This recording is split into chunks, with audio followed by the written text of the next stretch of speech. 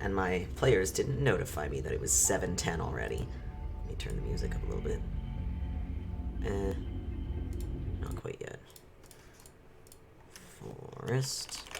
I'm on tabletop audio, you know, as you do. Oh no, winter. It's still winter in Saintshaven at the moment. Yes. So, hello my dear viewers. Whoa, who just dropped that? Genty. Time for a star. Ugh. I'm gonna have to get you a new paper. I'll run out of star space. Thank you so much for your continued support. It is much, much, much appreciated. Let me go ahead and notify my server. I'll grab my players and bring them in. I think we have almost everybody this week, which is stunning. 1, 2, 3, 4, 5, 6. Yeah. We only don't have our delightful Alpha in here because Mizha's not with the party at the moment. Mizha's in servant mode, recovering from being dismissed. Alright, let me go ahead and make a Discord server. D&D.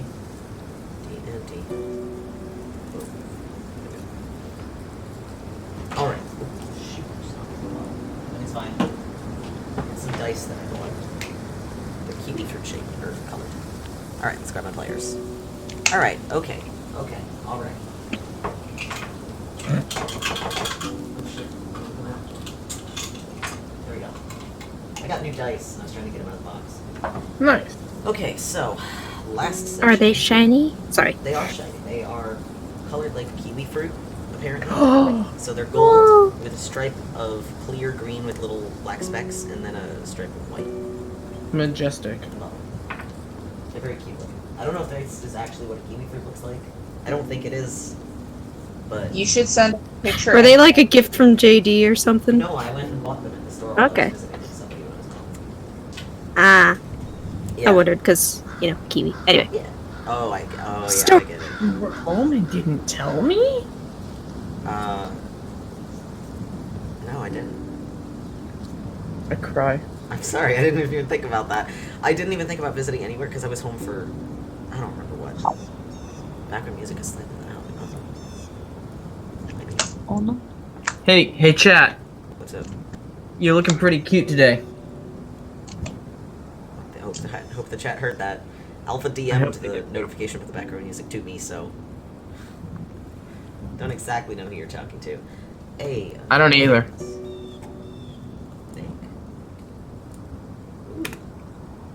I got a weird emote. Thanks for the sub, somebody. I now have a pink blob. Hooray! Pink blob. Oh god, the wall.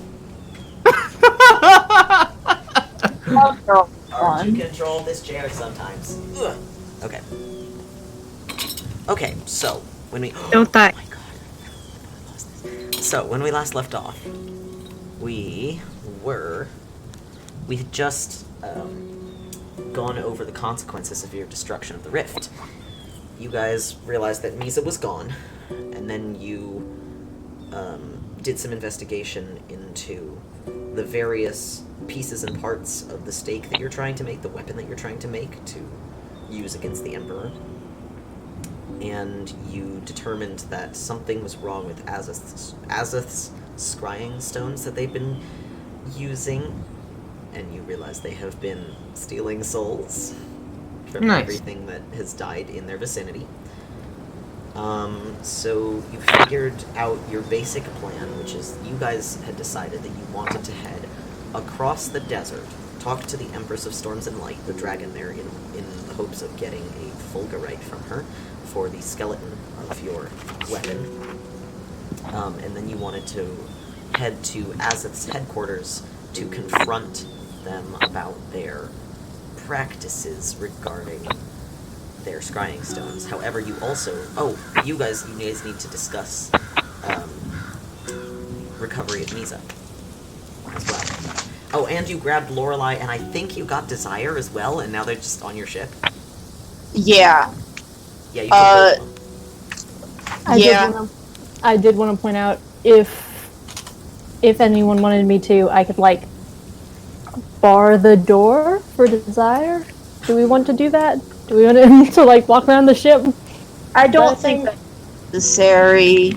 Okay. I am going to that crate that I have. That's going to be in his room now. Whatever his room on the ship is, that's in his room now. Sure. He's responsible for Does taking he know care of what's it. in there? I'll tell him.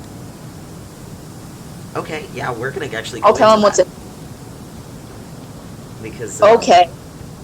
so what do? You just like stop by and hand it to him? Essentially, I just like go in, just walk into his room and put it down in the corner. And He's in there. He's actually reading a book. I'm just like, you losing this was my fault. And I open it and show him what's in there. He's And startled, and he goes,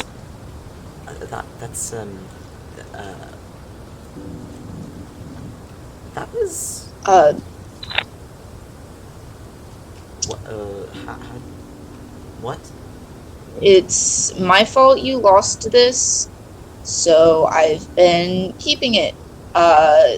Lorelei has been helping me preserve it, and I'm not strong enough to put it back on yet, but I will be kind of soon. I will be. Oh, So you intend to do that? if you want, I'm putting it up to you. If you Well, want, yes, it's my ring. I'd like it back. yeah. Goes So, as you know, as I didn't think that was an option. So that's something I will be able to do eventually. I still have a lot more learning to do before I can actually fulfill that, but yeah. So I'm gonna leave this here because it's yours, and you can take care of it. And Lorelei has to cast a thing on it like once a week, I think, or like once every 10 days. I don't remember what the timing is. So just there it is. Thank you. There, He looks genuinely confused. and I'm just gonna walk out real awkwardly because I'm not good at this whole interacting with him as a person thing. Yeah, you see him, like, you look at him after you leave, and he kind of, like, he puts his book down. He lays it down. He doesn't put a bookmark in, he just lays it down. Just like face Like, down. Yeah, face down. I feel it. And he walks over and he looks at the box and then he like very gently closes the lid. And he's like, Incredible. Somebody lid. Okay. I'll deal with that later. I'm just Me going to too. deal with that later. He goes back to his book. But you see he every now and then just like glances up and looks over at the box and then looks back down to his book. Yeah, it's a bit whack suddenly being presented with your own disembodied limb. It sure is. It's like if somebody walked in and handed you your own hand. It's like, thanks. Hey, I heard you lost this. Found it between the couch cushions. Oh. Basic. He's a slightly weirded out, but yeah, you can tell he was genuinely baffled by the fact that you actually had that. Yeah. He was not expecting to get that back. I felt responsible, so You did. I was quite impressed. Alright. Also, one more thing, like when we were packing up the ship to leave, Yes. I wanted to see if, just quick, trip to the library to see if there's any books on, like, copyright law or, like, laws regarding intellectual property and contracts. Are we gonna sue the bad guy? Are you gonna sue Azuth? I want to know if it's an option. Because, like, I have legal knowledge. I know how to read legal jargon, but, like, most of my legal knowledge is health-specific, I think. Yeah. So I want to have, like, a better idea of how that kind of works in the material plane and online Syria. Okay, sure, yeah. So I want to walk into that conversation informed, since that's, like, the premise of why we're going to Azuth to begin with. Yeah, okay. In the library in Saintshaven, there's not a whole lot on it, but you actually do find some info. Actually, roll investigation. Okay. Oh. Let's use dice for this game. Let's change it up and use some dice. Wait, we use dice? Sometimes. That is a total of 20. Total of 20. Yeah, okay, so you do find some information, but you actually find it on the internet via Lorelei's computer. Oh, wild. Because somebody, one particularly irritated elf, brought it up a couple years back regarding Azuth's cameras that are in the city. And they wanted to know if they could sue for their appearance being used for entertainment. But it turned out that Azuth had contracted with the city. Huh.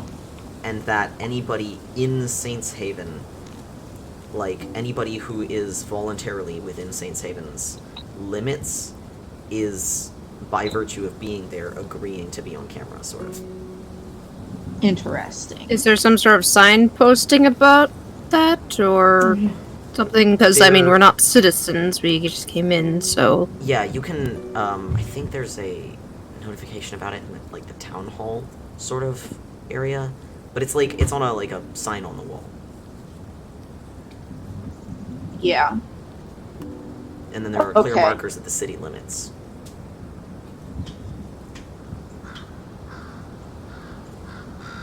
Alright. So that's good to know, at least. Is it though? The only way it wouldn't cover you is if you entered Saintshaven and then never spent any money there.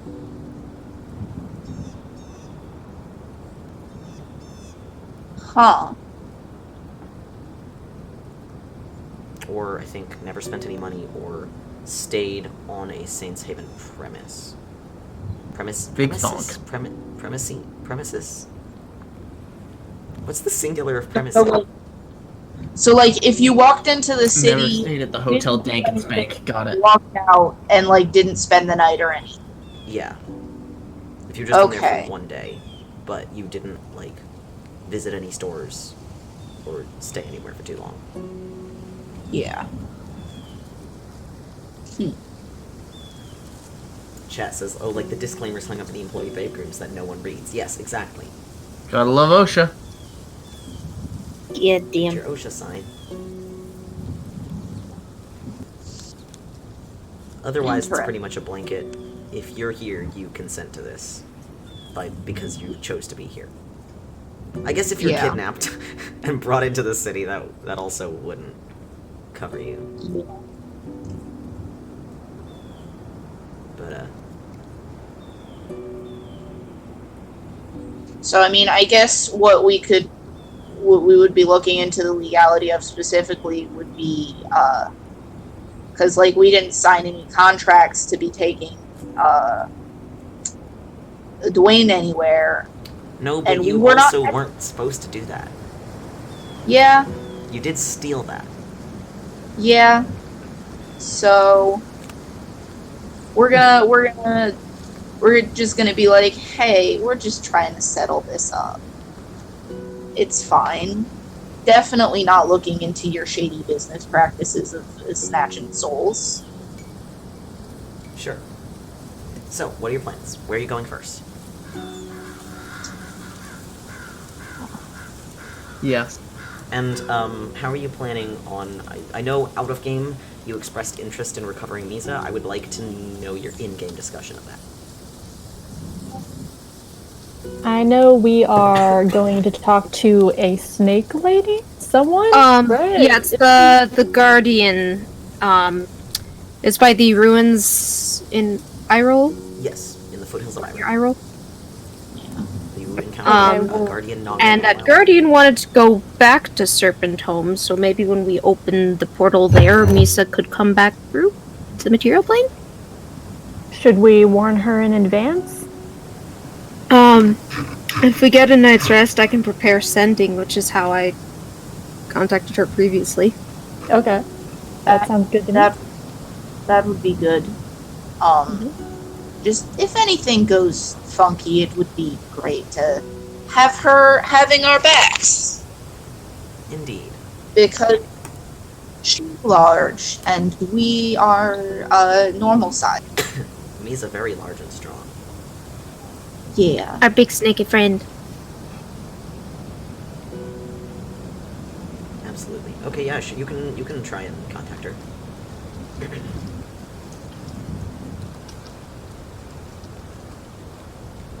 So, and Am I doing this now, or when we're getting closer? Or? Let's see. Do you still have sending prepared from the day before when you used it? Or, because I know you guys sent a message to Mizha, after you discovered that she was missing. And I can't remember if that was the day you discovered she was missing or the day after. Oh, and I don't remember how you did that. Did you use a stone or did you just use sending? Well, the sending stones just link to one another, so I believe I used sending. Okay, then you already Yeah. got prepared. Also, side note, did we warn Alexander and Noodle? You did not. I was about to say Hessa probably would have stopped by and at least warned Alexander. You're gonna Oh, yeah, don't die? Hey, if Maybe let them know why we're abruptly leaving town. it's like, hey, if you're feeling any mortal danger coming on, maybe skip town. She'd probably talk to the rest of the group first and ask if it was okay to inform him, like, of what's happening. Maybe Lemire, to leave town. if not, warn Noodle at least wants to say bye. Of course. Noodle is nice and helped us make potions and things, but yeah. Mir will go with you. It might be best to tell them what's happening. Okay. We don't want them in the town if Yeah. if something happens. I mean, we don't know where One laugh. reality will start cracking like an egg if we don't get this shit fixed, God. but Well, yeah. you have Probably some. not. You've got But 7 options. Yeah. the main question is Saintshaven one of them? no, Yeah. it was The, not. the wellspring of the world is. We'll let them know maybe don't take a vacation up there next year. It's like a couple days journey away, so. After that. Oh, so I also, before we left, I had sent that letter that I sent to you in the DMs. Yes. That's been sent. Excellent. Okay. So, you guys notify Alexander and Noodle of the circumstances surrounding the stones. Do you take any precautions when you do this? Yeah, If most definitely. Yeah. I feel like they could, if they went down to the basement to talk about it, that would probably be pretty safe. Ah, yes, the extra-dimensional basement. Yes. What? It's the extra dimensional basement. Yes. love it. The weirdly large basement. It's Alexander's basement of holding. It is. Ah. It's where he puts all of his extra things. Keeps That's his wonderful. spare inventory. Since you're leaving, Oh, Mir. Yes? I was just gonna ask, I couldn't remember, is V coming with us or no? V is not. V is Okay. staying with Carly. Okay. They kind of teamed up with Carly and Leo, Ah. like, into like a small group. And now they can't find Leo, but V and Carly are sticking together. Because I Probably gonna know... search for him. I can't remember her name now. The assistant at the shop who was helping V learn to read and sign. Elena? Alina Ornette. Alina. Yes. V's got a pretty comprehensive grasp of language at this point. Made a lot of progress. They've come so far. They've come so far. I figured they already knew, like, basic language and things, just no reading was apparently Yeah. this thing, but... It's they're learning very quickly. Like they weren't really taught much ever, so they don't have anything to forget. Alright. As you're leaving, Noodle will give you any potion recipe as a gift. Oh. Let me, as a player, get back to you on that. Yeah, no, exactly. Don't worry about picking it right now. And, I also wanted to talk to V before we head out, or sign with V. Sure. Basically, Mir wants to let them know what's going on, while we're taking off, and tell them to keep in touch. Just say, maybe she'll give them, like, the address of, hometown Silver Hill, and say if you want to stay in contact and you're on the road and I'm on the road, there's always, you can always send messages to my grandma, she'll pass them along. They'll actually give you, like, the contact code for Carly's sending stone. Oh! Because they can't use a sending stone, really. Fair enough. They're mute, but, and also deaf, so they wouldn't be able to receive it, but Carly sure can. Yeah. Ah! Neat. Carly's wonderful. She's so sweet. We love her. Bear also asks if they, whether they've, enjoyed reading and things, or whether it's just more of a necessity for them. No, they do enjoy it. They found the first 6 volumes of a 14-book series, and then the 10th volume. So they're new, in the library, so their new goal is to find all of the missing ones. It's fantasy Artemis. I don't know if... Perfect. Yes. I'm so proud of them. Next up is Fantasy Warrior Cats. Good. It's bad, my first thought is the 10th one is worst. How do you know that? How do you know that off the top of your head? Or maybe it was the one before. The very last one was very mad. The one before it was the worst.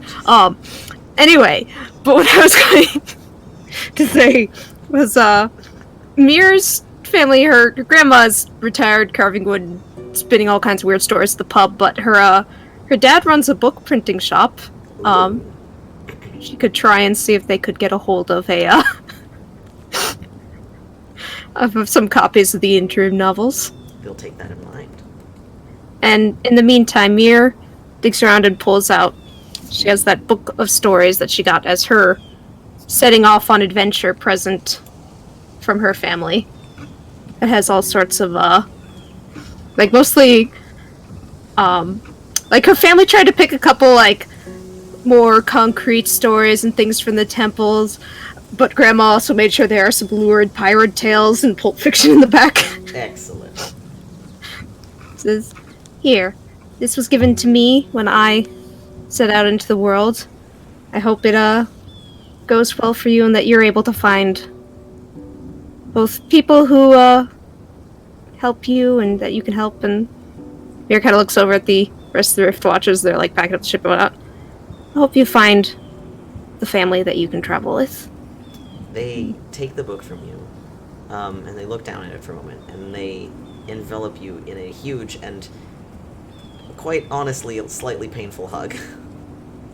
Mir hugs back. They are so much stronger than they used to be. Oh god, they're gonna, like, dislocate your shoulder or something. Mir's a sturdy gal, she hugs back. God bless. Yeah. No, they thank you profusely. And they ask you to Will you? at least sign your name in the book. Mir will. Okay. And she tells V to keep in touch and let them know. So I'm going to tell you what my parents told me, which is stay safe, have fun, don't get eaten by trolls, write home occasionally. Absolutely. And she will indeed sign her name in the book. Excellent. Yes, but V is going to treasure that. Keep it very, very safe. You actually see them immediately fish out, like, a square of oilcloth and wrap it very carefully. Hessa. Hello. When you come in, Alexander already has something for... Do you have your own sending stone at the moment? No, I don't believe so. Then he No, will I give you don't. one. Aww. Because he enjoys talking about inventing with somebody who actually understands inventing, and he's gonna miss you. Aww. Hessa just looks at it for a second, and then she goes forward and gives him a hug. Absolutely, he'll hug you back. Look, just stay safe, okay? I will, yes. You should be more concerned about yourself. Really. We'll be fine. Alright. As long as you're sure. We've never gotten hurt. It'll be fine. I really wouldn't Yes, say we that. have. I think that's a blatant lie, but okay. We'll be fine, don't worry. You can't stop me. Alright. Is that everything?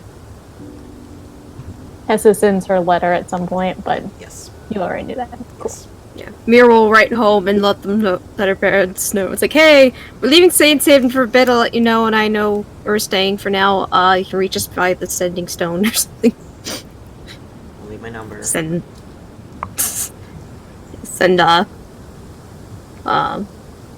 mailing home to parents. They don't be like, oh god, we can't contact our daughter anymore. She's been eaten by a troll. Man, they really have that specific fear. Yeah, she What doesn't happened? know why, but this is something that was always repeated to her as a small bird. Got eaten by a troll. She doesn't know. See, from Grandma, it makes sense not to touch any weird cursed artifacts, because that's how the whole party died, but...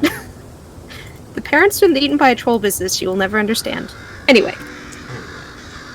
Okay, so I want to hear you guys discuss.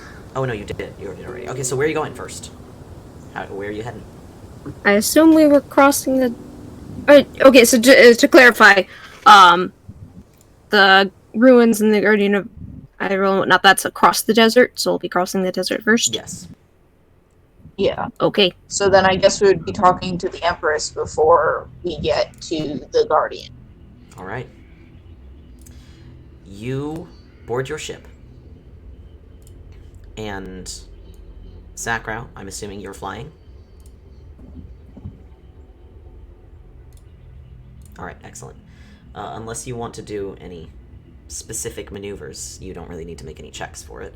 But you can board the ship at the airport. I almost said spaceport. That's not right. At the airport, and take the ship, the Shard of Acheron, over the mountains and into the desert. Unless anybody had anything else to do in Saintshaven.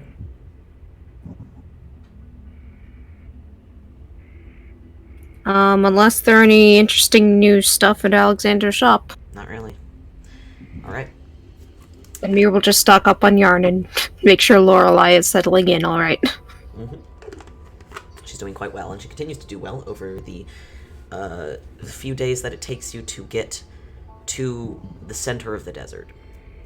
And when I say that, I don't mean the geographical center. I mean the home of the person who rules the desert. There are people living in the desert, of course. There are nomadic clans of people who wander about. There are small villages, primarily of Asherati, who spin the sands any way they want to, and they can live underneath it. There are wandering single people wandering about, just living their lives. There are merchants. There are villages of Dragonborn.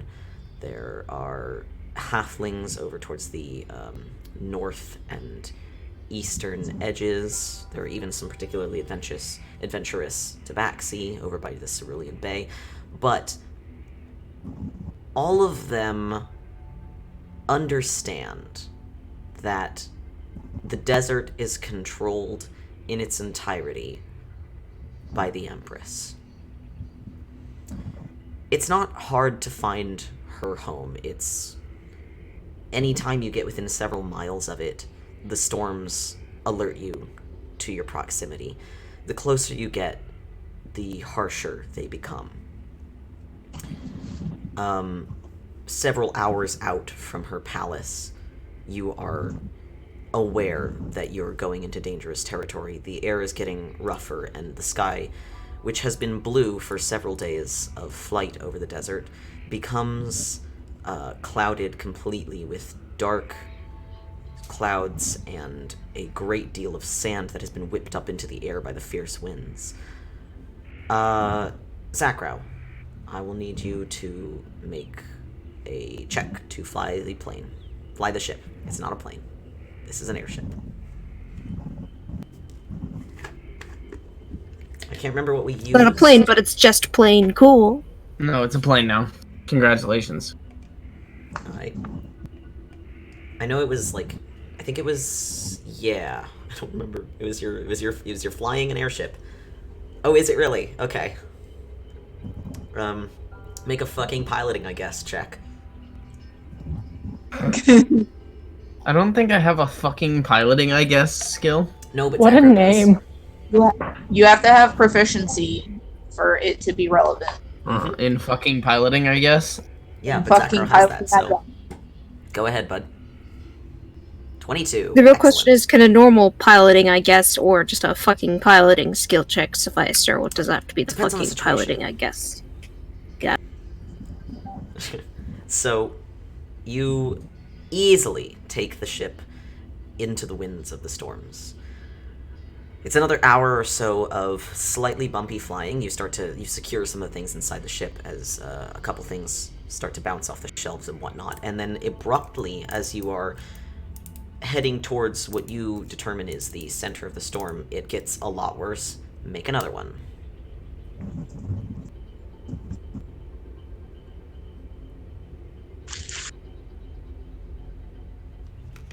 Mir will just be in Lorelei's lab trying to help her make sure nothing falls over and breaks. That's super kind of you.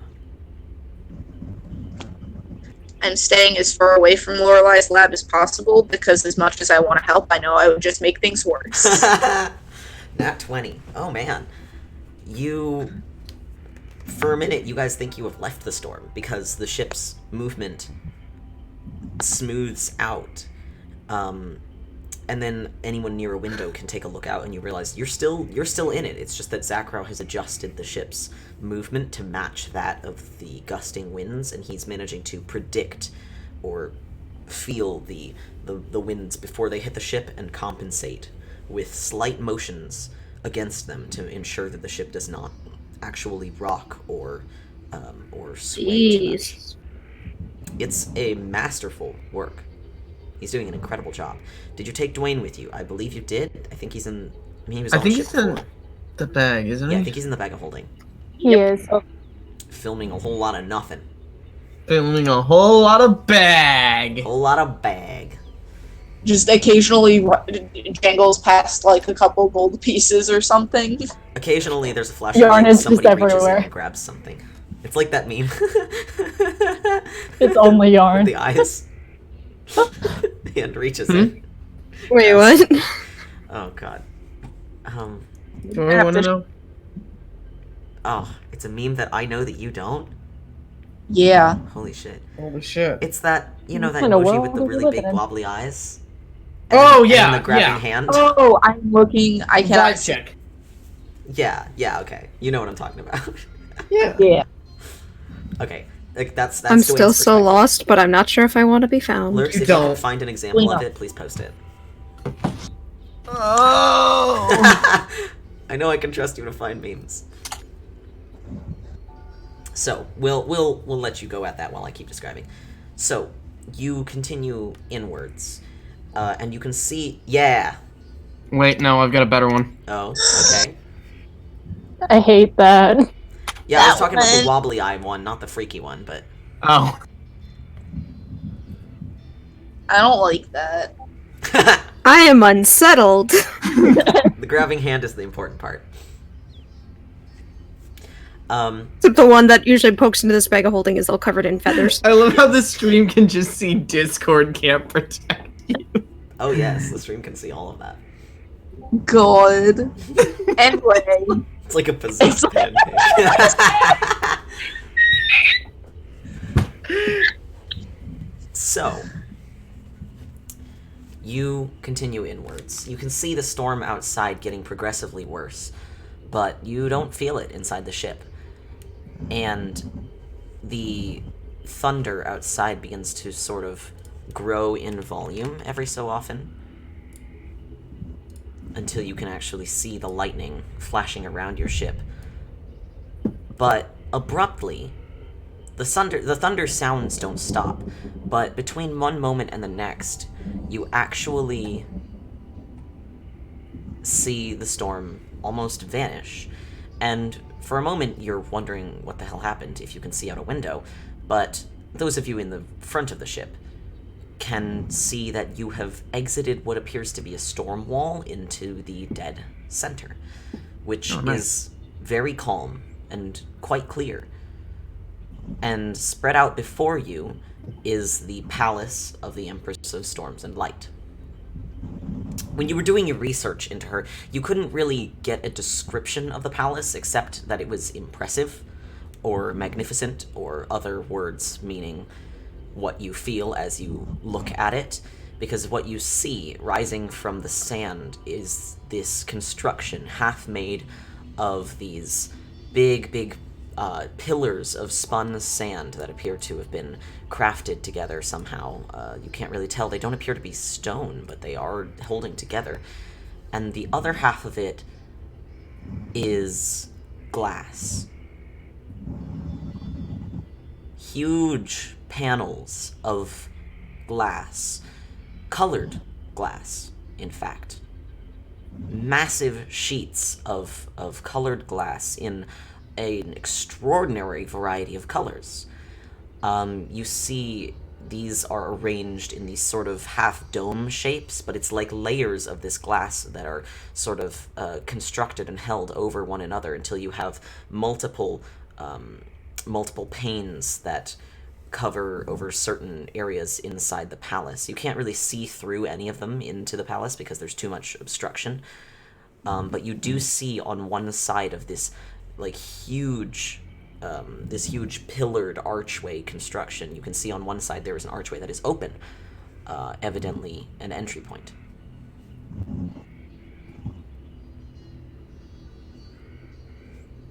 What do you do? I guess, should we land the ship over near the front door? Not quite, JD.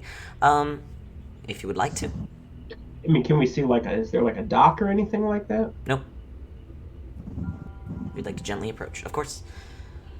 I want to specify this archway, this entry archway. It is deeply shadowed inside. The sun shining down in here. It's probably close to noon. It is extraordinarily bright. The archway is probably large enough that you could fit the ship in it, but only just. So you land at a respectful distance, alright. You land the ship outside the archway.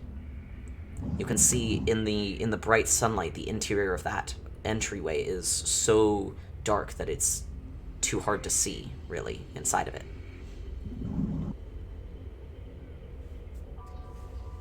Alright. You land the ship. Are you entering? Who are you taking with you? Is it safe to exit the ship? The air outside is completely calm. It is quite hot, as it is the desert, but there is no danger of a storm. The storm seems to be perfectly kept at bay in a circle around this palace. It's time to go. Shall you bring tribute? That's up to you guys. Do we have anything to bring as tribute? Wasn't our plan to ask what they wanted as a tribute? Quick question. Yes. We were on the...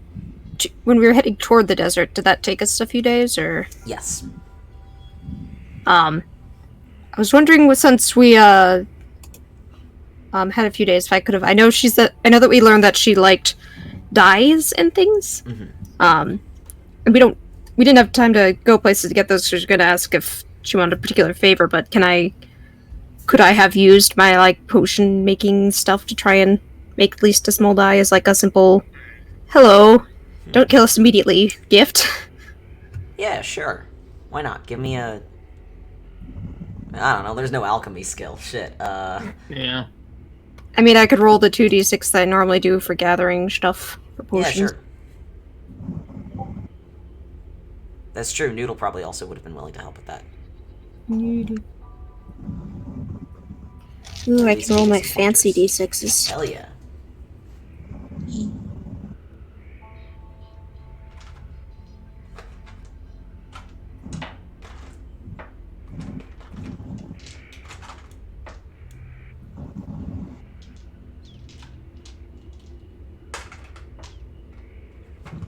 What you got for me?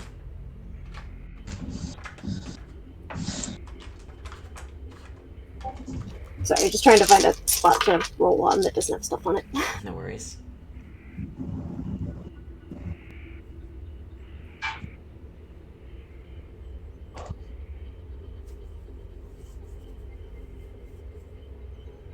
That's 8, and then I add half my wisdom. Yes. So 10.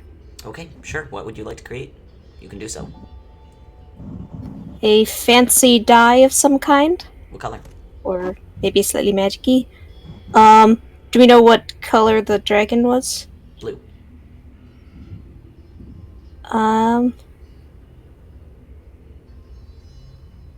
Go with kind of a blue-white color or something, or Like a pale blue? something slightly shimmery? Yeah, maybe a pale blue, slightly shimmery if possible. Absolutely, yeah. You rolled high enough that you can make whatever color you want, and I'm not going to take any resources from you. Yay! Yeah, you can put that together for sure. In what form? Liquid, powder?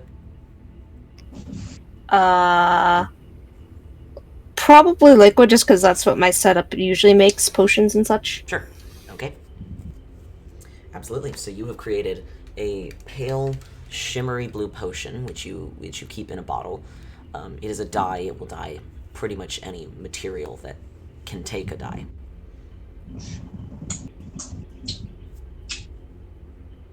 So, you all depart the ship, or? Might as well, probably. Yeah. Alright, Nyx is, of course, coming with you. Also, yeah, Mir, just because we're meeting royalty and trying to make a good impression, Mir will wear her fancy clothes back from the Plane of Fire. Ooh, alright. Yeah, that's not a bad idea, actually. I'm gonna see Mir be like, that's a good idea, and go change. Yeah, I might see if I can still have my armor on with, or at least some of my armor on with it, but trying to make myself look slightly What's armor? fancier than normal. Brahm's gonna quickly braid his beard. The thing that those of us who can't add our wisdom to our armor class need. Awesome. Yes. What's I that love this. like? Everybody's fancying up. Okay, Yeah. are you taking anyone else with you? Is everybody going? Well, you also have two people on board the ship. I'd say leave the fire unless he has some all-encompassing urge to come with us. No. He's trying to draw a praying mantis right now, and he has no desire to meet a dragon. That's cool. He's He trying to can draw stay it from on. memory. He's not doing a good job. I give him. I poke my head in like before we leave, just to let him know where we're going, and I give him some critique on the legs. Yeah, he accepts that with a sad sigh.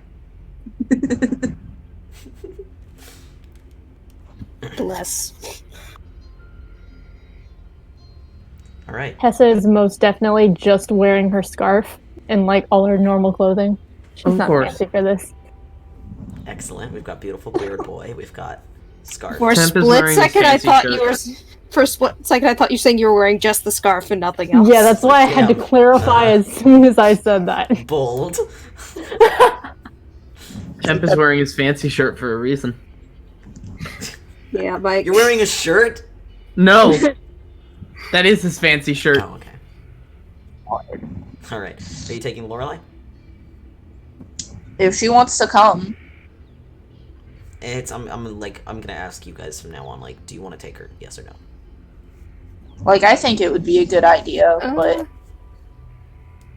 I don't know. I'm also tempted to have her stay at the ship. I guess my question is, how much does Tiska touch desire, or trust desire? Do we want to leave him on the ship alone? I think he's ultimately harmless. I don't think he's gonna try anything. In terms of, because I mean, I feel like, yeah, I don't think he's gonna like try anything to like run off with the ship. I'm not sure he even knows how to run off with the ship. He doesn't. So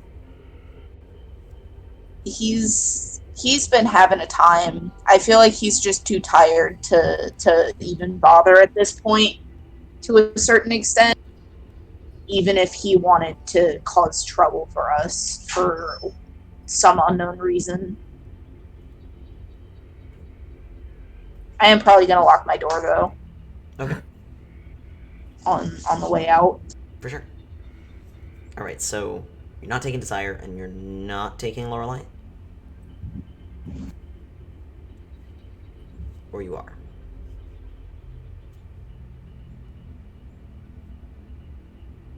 Does anybody have any strong feelings one way or the other? Let's bring her. Why not? Yeah. Are you gonna tell her to fancy up as well? If she wants. She knows who we're meeting, right? Yeah. That's true. Yeah, she'll... She'll Sure. leave that up to her. She'll fancy up. Was her dress blue or red? I don't remember. Well, she herself is kind of blue, right? Right. Or blue-white. She's a blue dragon. I thought it was like white with red accents, but I don't remember for sure, to be honest. Blue and pink? Might have been blue or pink, like her butterfly pin. I don't remember. Whatever it was, it goes with kind of a cream-colored scarf, because I remember that's what Mira gave her. It was probably white and pink. But I also know that it matched Tiska. Or at least that's something she had matched Tiska. Yeah. Because as I recall, Tiska's was a blue shirt and black slacks. Right, so I think Lorelei had red. Okay. It might have been a red and white gown. Yeah. Okay, we're gonna go with that. Apologies to everybody if I messed it up. Alright, so I'm you still take... bringing Sorry, go on. staff. I'm still bringing my staff, though. Oh, for sure, yeah. Yeah. So you take Lorelei. She, of course, also has her spellbook with her, and you move into the palace through the entryway. The ground is sand, so it's a little difficult to walk on. You don't see any guards, really. Nice. Great. Like, there's nobody around. But what you do see, which intrigues you, is a great deal of hanging ornaments. Little hanging ornaments. Little pieces of glass that have been strung on clear, thin wire. In various shapes and colors. There are a great deal of prisms, and the further in you go, the more complex they get. You'll notice again there are also no light sources that you can see. There's just reflected sunlight that is bouncing through the archways and hallways of this palace.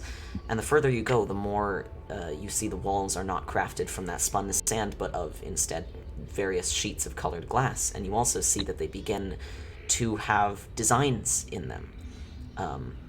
Abstract designs, or occasionally scenes of the desert, or scenes of life, of the things that live in the desert. Mir, by the way, just like tugs on Hessa's sleeve and says, "For the love of all the gods, please don't take any of the shiny things."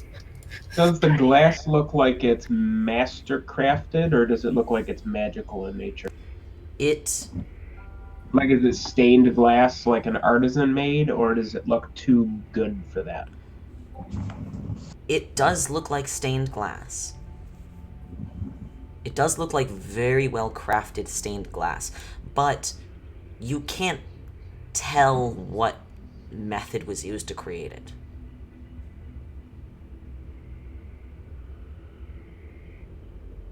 And additionally, it looks odd. Like there's something about the patterns, like, in the material of the glass, that is weird. Detect magic? Sure. You cast Detect Magic. You don't detect any magic. Aside from an incredible aura of power from deeper within the palace.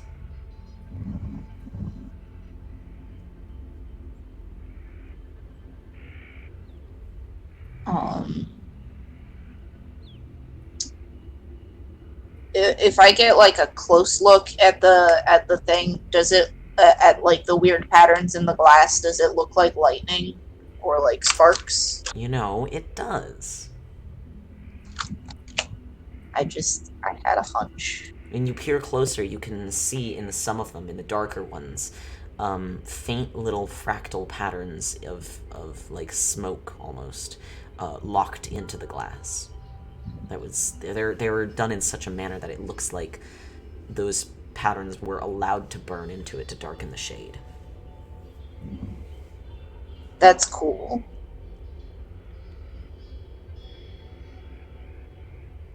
That's fantastic. You go further. I like. The halls of the palace aren't marked, but you can tell which one is leading you to the Empress. It's still strange. There's no guards or anything. It's just an open, sandy pathway lit with all sorts of brilliantly colored light that winds forwards through the bulk of this palace. And eventually you get to a point where it turns downwards somewhat. And you don't even realize it as you're walking, but you actually find that you're walking down a staircase that appears to be made from sand, but it doesn't shift under your feet anymore. The stairs, while they are made of sand, are locked in place somehow. And you are approaching a very large chamber.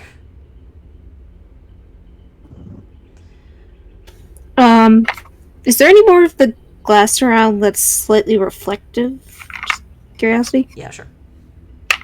Mira will, like, as we get toward the big impressive figure, stops and, like, just checks her feathers and tries to make sure she looks presentable. You look, you do. There hasn't been any wind to tussle you, so. She's just nervous. You continue further, and the staircase opens up into a truly massive chamber. And this is actually where you first hear sound. Oh, that isn't the wind or the thunder outside. You actually hear sound that is something more than just that and the faint clink of some of the ornaments hanging in the wind. You hear voices of people talking, and you actually hear, very distantly, the sound of rushing water. And when you step out into this big cavern, you actually see there are trees growing around the edges of it, and you can see pouring from one of the walls is a small stream. At the far end of the cavern, there is a portion of the roof that has not been glassed over, and you can see the plain daylight streaming down through it, through this massive hole in the ceiling. Everywhere else the daylight does make its way through, but of course it's colored by the various pieces of glass that are all arranged in these intricate and very almost difficult to look at patterns across the ceiling. They're held up by these struts of this spun sand material. And at that far end, in that giant pool of sunlight, is the Empress. She's actually not paying attention to you right now. She's talking to some people, or at least watching them speak to each other. They appear to be some small, slim, bronze-skinned humanoids. You actually recognize them as Asherati. Justin is one, and you've met him before. You see them actually standing around a darkened patch of ground, sort of discussing with one another, while the Empress, this absolutely massive blue dragon, is watching them.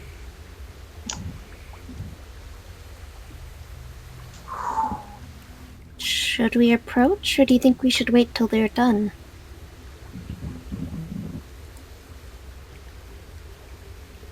I mean, I feel like it's a matter of if there are other visitors or if they are, like, court, I guess? It would probably be best to get one of her people to introduce us, correct? We don't want to just walk into whatever this is. Assuming she has people that the... And... I mean, it would make sense, but... Should we make, or as they say, should we observe? Should we make some kind of knowledge-y check to know if we recognize these people as anybody important, or if they have any symbols of a particular country on them or anything? It's like, are they specifically her underlings? You can make a perception check to try and spot from across this very large room any sort of symbols on them. Sure, I'll do that. Mira is just real entranced by this room and sees jack all about these people. 14. 14. She's like, wow, they've got really red skin. They must have gotten badly sunburned. No, it's. I want to emphasize bronze, like metallic, Ah, like shiny. I rolled a 1, so Oh, okay. Mira knows fucking nothing. Could Hessa do a perception check on just what is their body language like? Sure. Like, are they stressed out? You're gonna want insight for that. Okay. As for perception, Tiska and Zakrau, you take a look at the Asherati standing around that darker patch of ground. They don't seem to be. They seem to be wearing just pretty much these plain white colored robes. Though there are some colored patterns on them. You don't see any pattern that matches up between them. 16 for insight. They don't appear to be nervous or frightened at all. A couple of them have their arms folded. One of them gestures at the ground as they're speaking. They don't seem to be hurried or troubled. Casual, I believe, is a good word for it.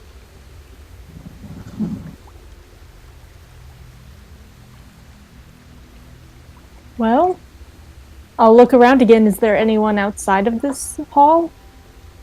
Not Someone to particularly. introduce? What are they doing? Well, They are standing around a patch of dark ground and talking about it. So it seems.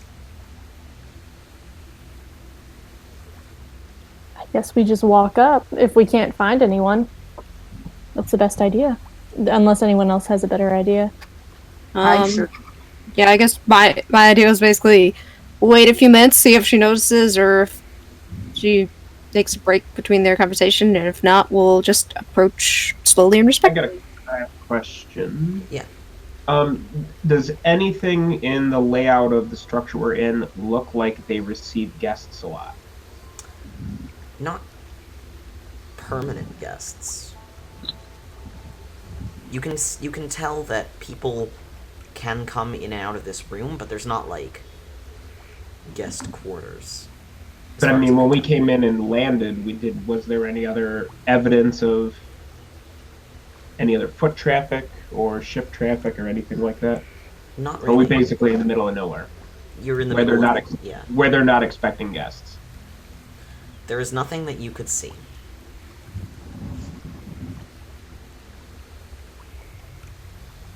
I mean, I feel like massive blue dragon is probably aware of our presence. It's not like we're actually hiding or anything. I feel like she's just gonna keep ignoring us until we make a approach, I guess. Like, make an attempt to get her attention, specifically. You notice while you're looking at her a couple more things about the Empress. One is that hanging from the edge of that giant hole in the ceiling are a great number of chains, and suspended on those chains are discs of glass, various colors of glass. There are no holes drilled in the glass. Instead, they are rimmed around with metal and hung from loops at the top of the edging of the metal. Another is that you can actually see, when you peer closer at her, that dangling from her various horns, spines, and scales are more of those glass ornaments, strings of glass ornaments. And you can actually see a great deal of them appear to be prisms, and they will occasionally catch the sunlight and send little flashes of color around the room.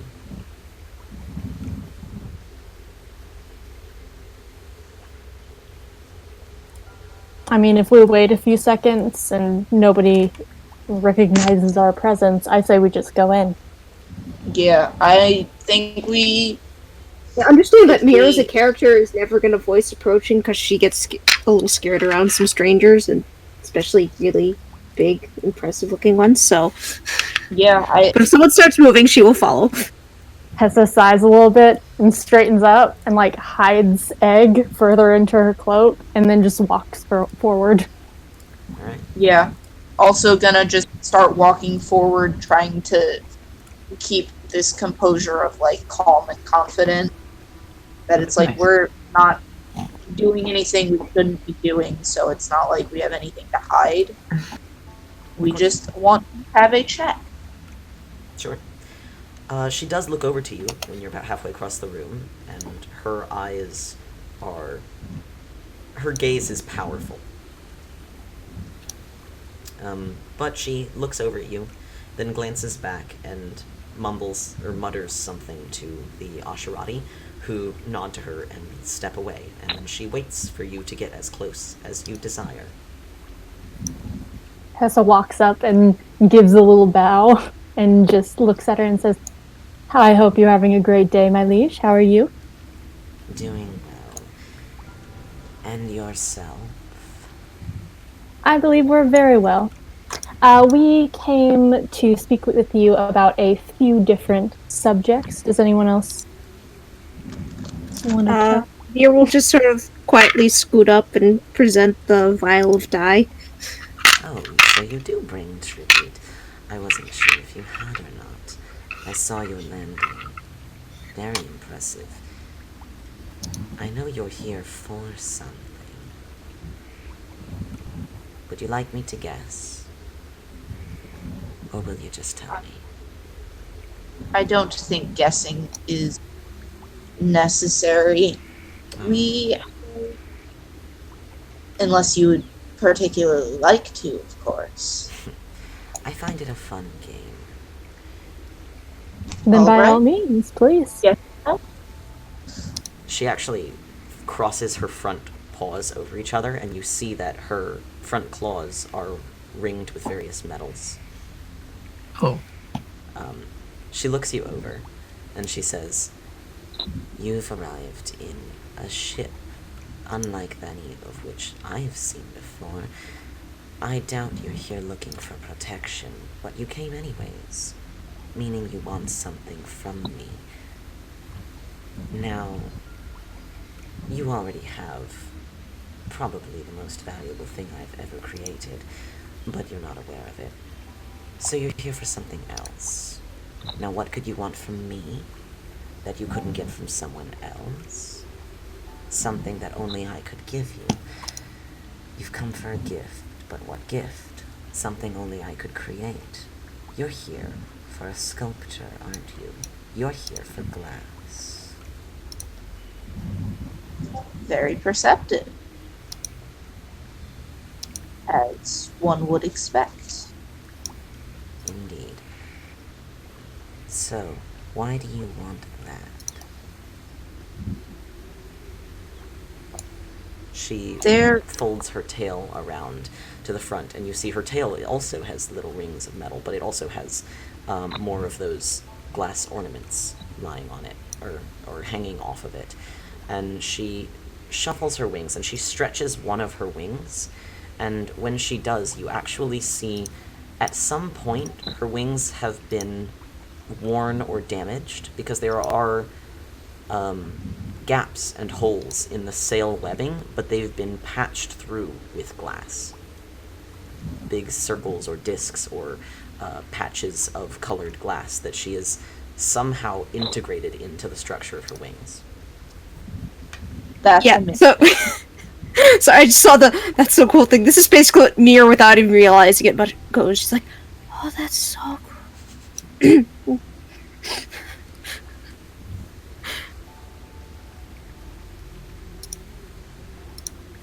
We were tasked with the creation of an item.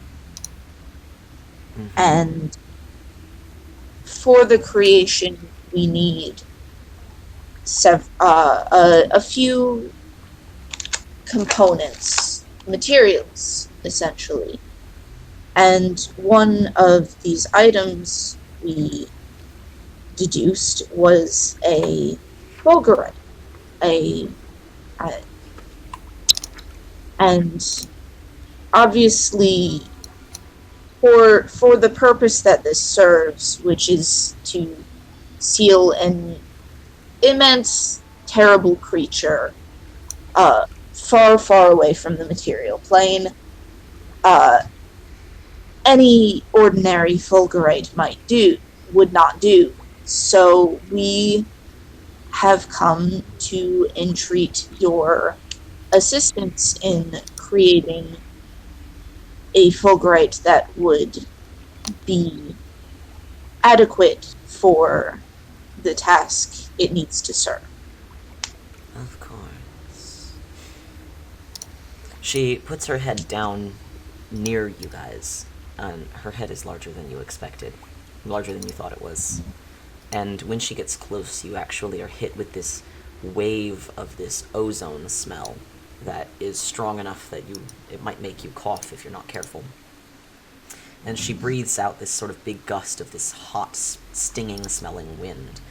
And she says, I can sense the truth in your words, and I would be delighted to help you. I don't want anything messing with my world, or at least my part of it. But of course, I'll want something in return. Just, for my time. Of course, and we would not expect anything else. We have come at this time specifically to give you this gift, and I gesture to Mir's die that she's created as just a token of thanks for you even hearing us out, and to ask what sort of tribute would you prefer in thanks for helping us create this item. Well, you are, of course, aware that the most interesting things that I desire are colors for my artwork, of course. And that the most unique and valuable pigments can be found in the depths of the Viridian Sea. I am running low on one, and I would like you to fetch some more of it for me. Of course. With your ship, What? you should have no problem finding your way there.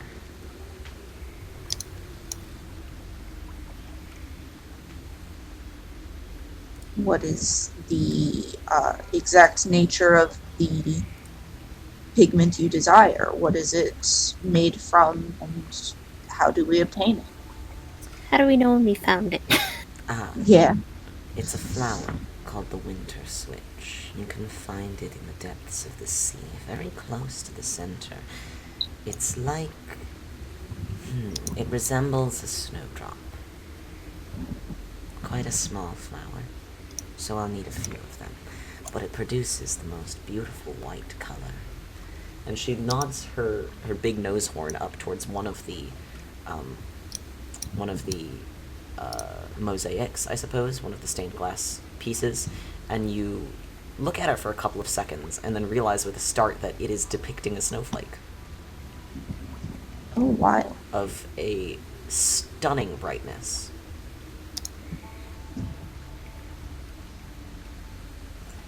And she says, "It grows in the deepest shade, for it needs the cold, though it can't tolerate the snow itself." To clarify, was the pane of glass I missed was just colored with the stuff, or was that an actual depiction of the flower? It was a depiction of a snowflake, but it was colored with the flower. Ah. Mir's just going to be studying that while we continue talking. Sure.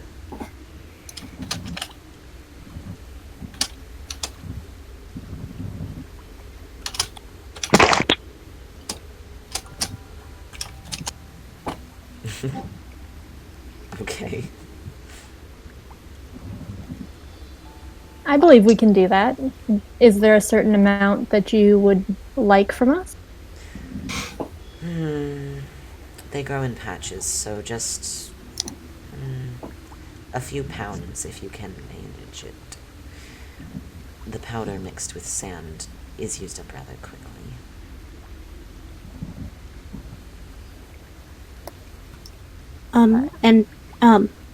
Mir sort of shyly speaks up and is like, just checking in case we aren't able to return directly, how best do we preserve them to bring them to you? Should we dry them out Yes. on our ship, or? Dry them out. Okay. I'll have them dried anyways after they are delivered so that I can powder them for use. And you actually, now that you're close enough to her, you take another look at that patch of darkened ground, and it's actually not sand anymore. It looks like it has been transformed into glass, but it hasn't been levered up out of the sand yet. It is a deep violet in color.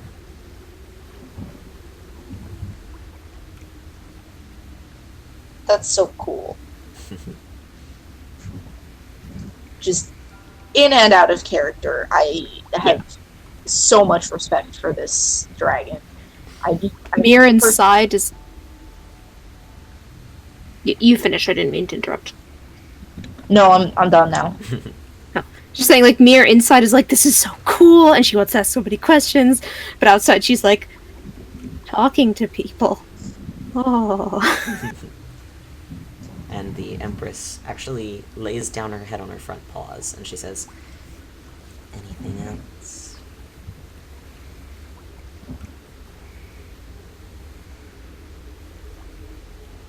I Uh, believe is... oh. Oh. I believe kinda that's look all. around. Unless you had any other questions for us. Oh no, certainly not. Will we have safe passage through the rest of the desert to get to your flowers? Oh, of course. You have my blessing to go where you choose. You won't need much protection, given that you are traveling by airship and at a speed, thus forth never before seen, but you have it anyways. Should you need me, call me and I will attempt to appear.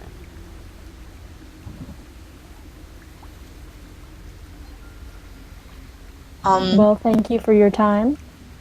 I believe that's all we had, correct? Yes, just where should I, Mir kind of like holds up the thing of dye. Oh, and Narath, she reaches forward and she taps a claw on the ground, and you actually see the sand in a small strip just drop down out of existence almost. And there's a pit in the ground, and there's a stairway leading down, made also of sand, and you see an Asherati come wandering up out of it. And she nods to him, and he comes over and takes it from your hand. Mir hands it to him. He Bows to him and the dragon. He bows back to you, and he'll take it back underground. And as soon as he's gone, the sand sort of reverse falls back upwards. And again, Mira lets out an involuntary, that's so cool. Like I said, there's no quarters that you can see. Ho ho ho. Sneaky. I would just wanna make one last thing, and that was out of character because it was awful. One last question, if it would not impose too much to ask. Of course. You said something about the most valuable thing you have created that we are traveling with? Yes, of course. And what would that be exactly? Just, if you don't mind my asking. She almost looks surprised by that. And she looks to Lorelei. And I look at Lorelei also looks confused. She says, Why is everyone looking at me?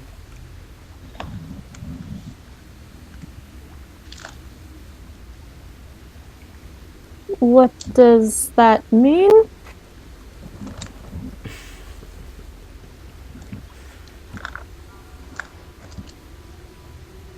Can I roll insight to figure out She exactly? like her great-great-grandmother or something?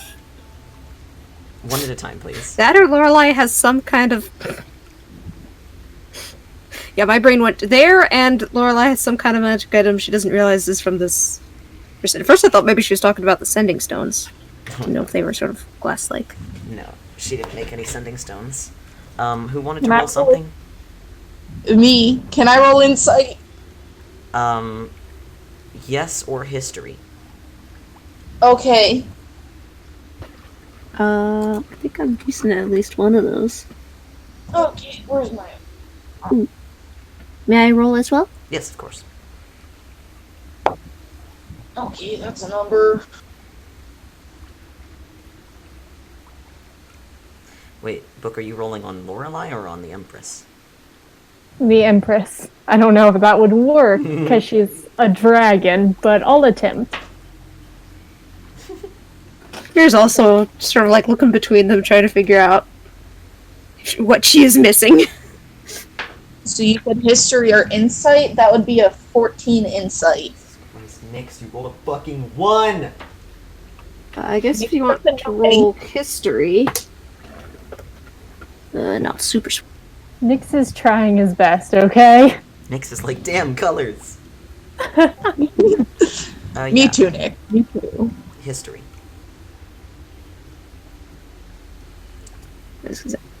Yeah. 15. Probably the person with the actual intelligence score should roll history. Okay.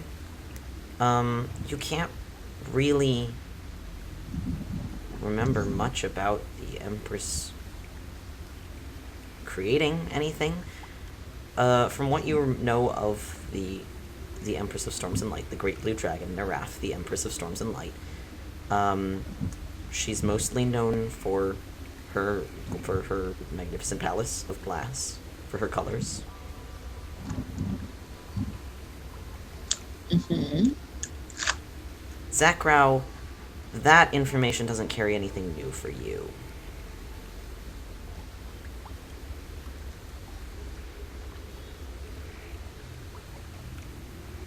But We're all just confused. yeah, Tiska, what did you get? I got a 14 for insight. It would be less if it was history.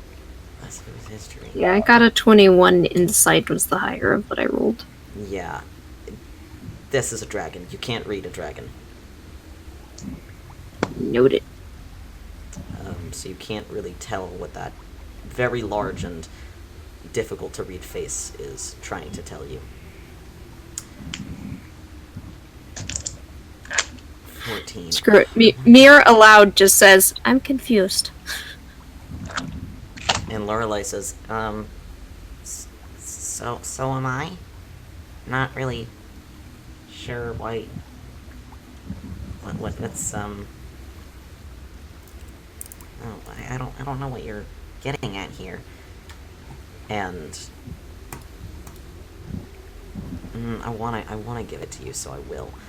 The only thing that you couldn't remember or didn't bother looking up while you were researching the Empress was her name, which is Naraf, which might ring a bell.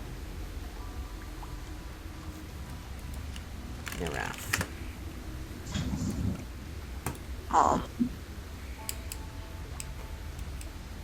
And the Empress. Can we roll again on that, or No, that was. 'Cause yeah, This names sound familiar, but as a player, I am drawing a complete blank. I don't know if my character would be any it's better. alright. The only one who knows anything about it would be Tiska or Lorelei. I'm having a brain. Give me a second. I gotta search the DMs There we go. because I'm like, wait a minute. Heard I've that name definitely- before, have you? Pretty sure. Oh, if Discord would be nice.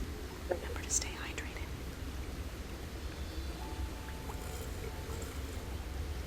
Hydration bot is back. No, it's just me. Oh, I was really excited for a second. Oh God. Okay. Okay. Hydrate or dihydrate. Yeah. Yeah, Tiska suddenly remembers, and oh boy. Lorelei catches the look on your face and goes, are you picking up on something I'm not, or... And I look at Lorelei and then look back and then look at Lorelei again and then look back at the Empress, and for those of you looking at home, I just did that search in the in my DMs with Falcon, and Naraf is the name of Lorelei's mother. who she has never met and knows nothing about. Who she has never met, and that's all she knows about her. So the word doesn't quite come out of Tiska's mouth, but she kind of mouths "mom" at Lorelei Lorelei, looks even more confused. What? and then points. Hessa just starts smiling. I don't know what... Lorelei! No, what are you guys... What are you... What's... No, what is going on? That's your mom. Sorry? That's your mom. That's mom. Tiska, that's a dragon. I know I'm a dragonborn, but that's not how that works. Listen.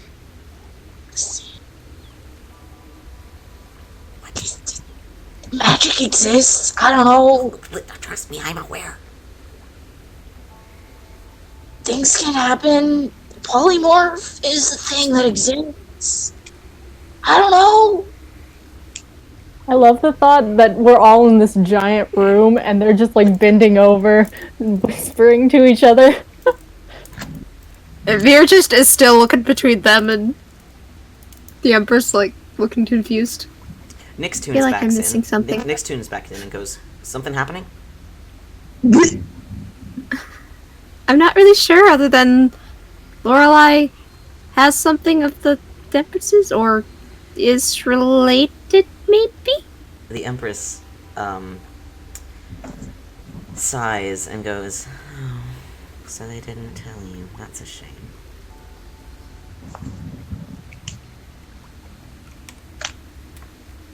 Slightly awkward, then. A little? A little. Just all decorum out the window, Wait, what? unfortunately. Just all formality and decorum is out the window for Tiska. Unfortunately. Oh. That's not what I expected. Veer looks like, Go on. as she's putting two together, kind of makes, like, a little throat clear noise. Goes, Yes? I don't I don't mean to be rude or step out of my place or anything, but from my understanding, Lorelai does not know much about at least parts of her family and would probably appreciate those blanks getting filled in. Oh, I'm very sorry. How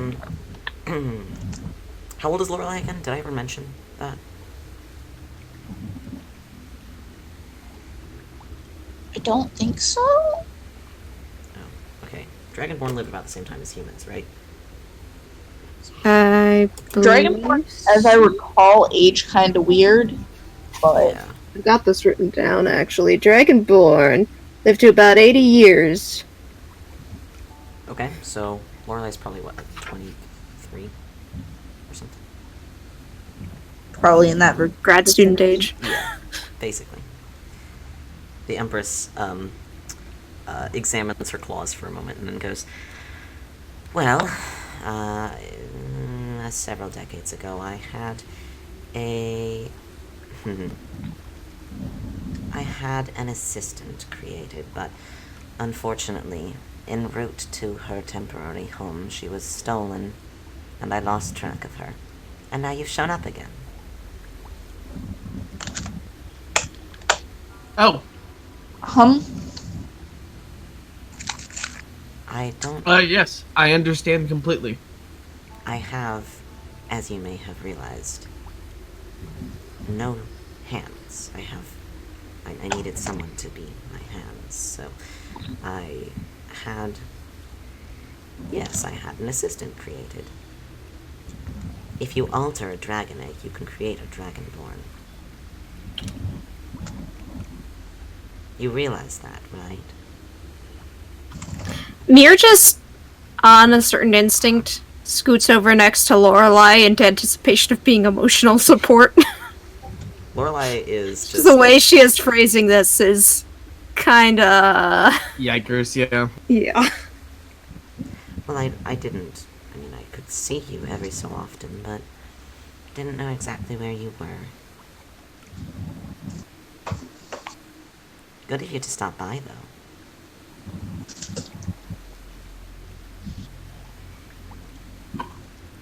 oh boy. Lorelai's just kind of standing there. Sorry, I keep forgetting that I'm Lorelai, and I keep waiting for somebody to react. Yeah. God. And I'm like, oh shit, that's me. Yeah, for once this isn't player drama, this is just me. entirely This is NPC. NPC drama. Welcome to Falcon talking to himself. So, just normal, stuff then. You've been eavesdropping on me in my house? That's all I do. No, but we know you stream, so... That's true. You know, that's fair. Lorelai looks honestly just baffled. And she's like, I'm sorry, what? No, I'm gonna need a minute on this one, folks. Yeah, no, that's understandable. That's understandable. And the Empress, lays her head down on her front paws again. And she says, don't feel obliged to stay or do anything. You have obviously your own things to do, but good to see you. In person, that is.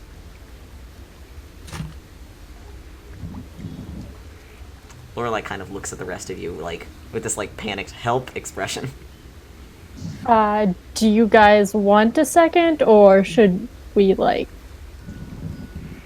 Lorelai glances around and then goes, you know, maybe, yeah. Hessa, like, ushers people out of the room.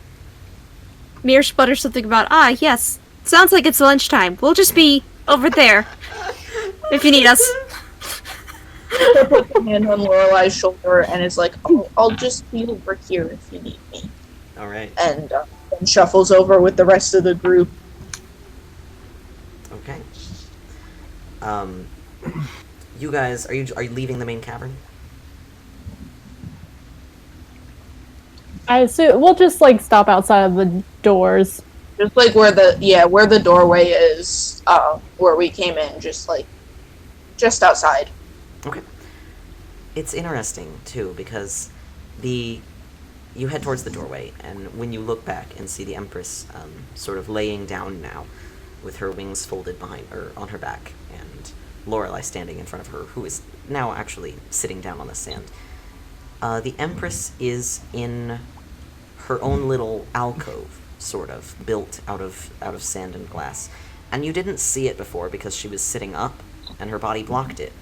But now you can see that behind her, there's another glass mural, and it's mostly abstract, mostly just colors arranged in very pretty symmetrical patterns, but you do see that the centerpiece is a pink and blue butterfly. Oh shit. So, yeah, you can wait for a decent time until Lorelei makes her way back out to you. Mir will, in fact, pull lunch out of her bag of holding. How do you keep doing that? She just makes trips through the kitchen and just drops less perishable things in there to be pulled out at a later time. God. Yeah, the bread rolls might be a little bit stale, but still edible. You got that lunch meat in the little baggies. That's their baggie. I was thinking more dried meat so that if I forget it in there, it doesn't stink up the hole. Oh god. Oh yeah, no, that's fair. Actually, that's a really good point, JD. We'll take a break here. Yeah. So, Fucking keep, what? I'll keep an Oh, eye on boy. the chat, but I'll be out of voice chat for a little bit. 10 minutes Oh or so, boy. Yo. and I'll see you back Sounds here good. then.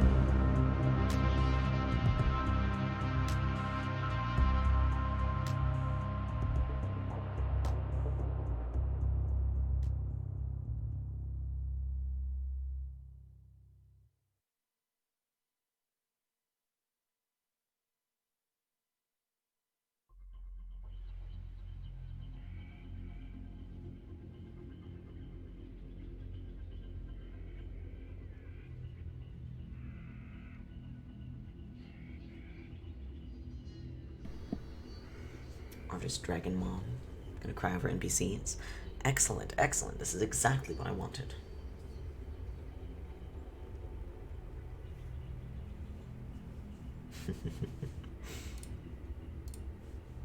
Perfect. Who's messaging me?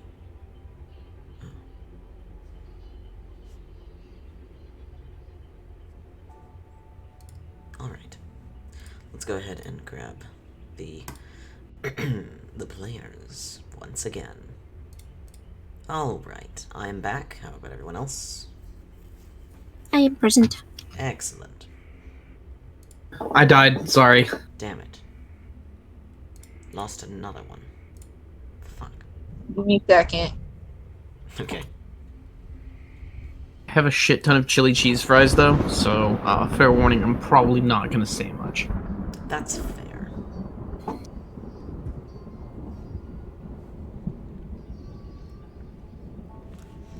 Alright. To be honest, I probably should be eating a banana instead, but you know. Bananas are gross, I feel you. More for me. So, yes, JD, bananas are gross. This shouldn't be news to you. Bananas are fine. You know I think bananas are disgusting. I know. If Falcon doesn't like them, that just means more for the rest of us. Yeah. Yes, I never said bananas are objectively nasty. Some people like bananas. I don't really know why, but that's your decision to like bananas. Bananas are tasty. Sure. For us. Take it to Galley.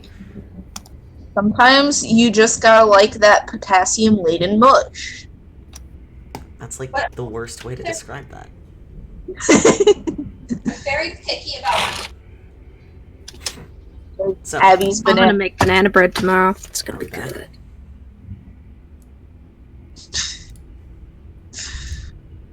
Yeah. you guys have completed your audience with the Empress. She has agreed to help you.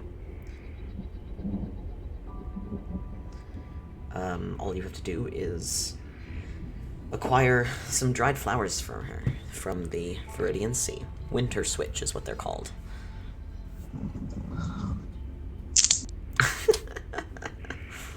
And you're getting a request for a rescue. What? We're just gonna wait for Lorelai and then see where she's at. Does she want to stay here? Does she want to bounce with us? Yeah, you guys, you have your picnic lunch, or are you back on the ship? Oh, no. We are most definitely picnicking right outside her main door. That's fine. Yeah, it is beautiful in here. Despite the fact it almost doesn't feel like you're indoors because of the amount of light and air that swings through here, and just inside is all of that greenery and water, so it's mostly fine. She joins you after a short time. After a discussion, no more than 20 minutes, probably. She looks a little bit shaken. Mir will just kind of like silently make an offer hug motion. Yeah, she'll accept that. You doing okay? Yeah. I just didn't expect that. Like, at all.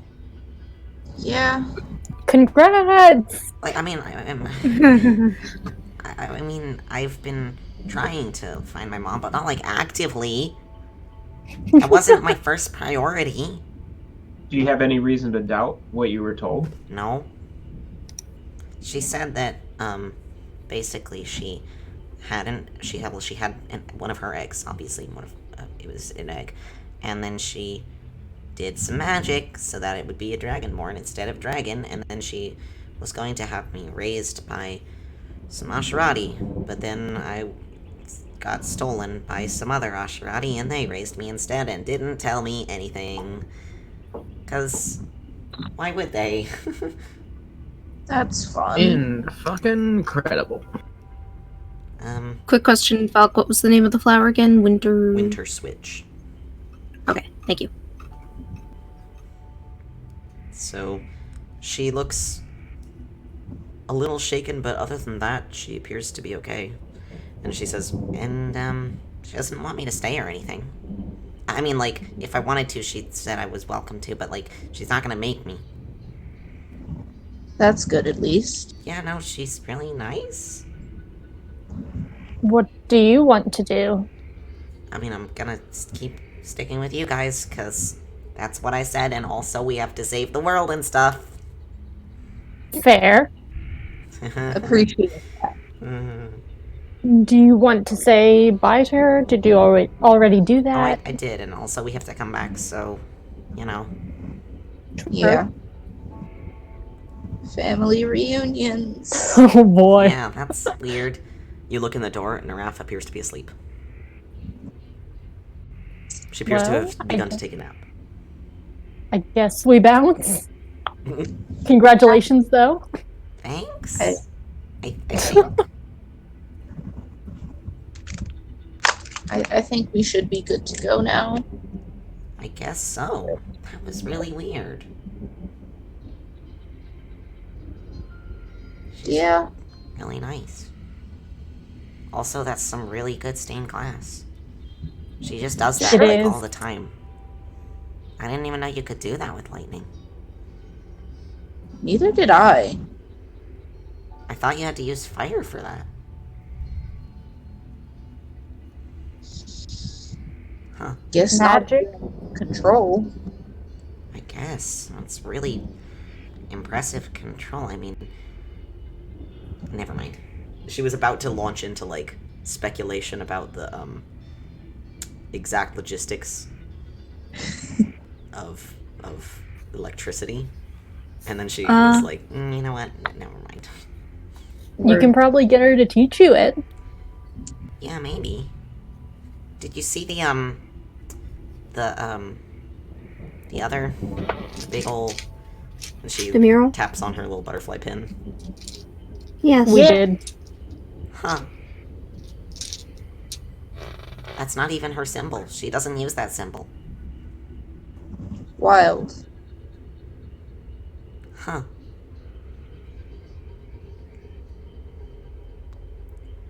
That's about all she's got to say. And the chat is chanting "Rescue the Snont." Onward. They're just yelling "Snont" at me in all caps. So, So, So this will wait till we return.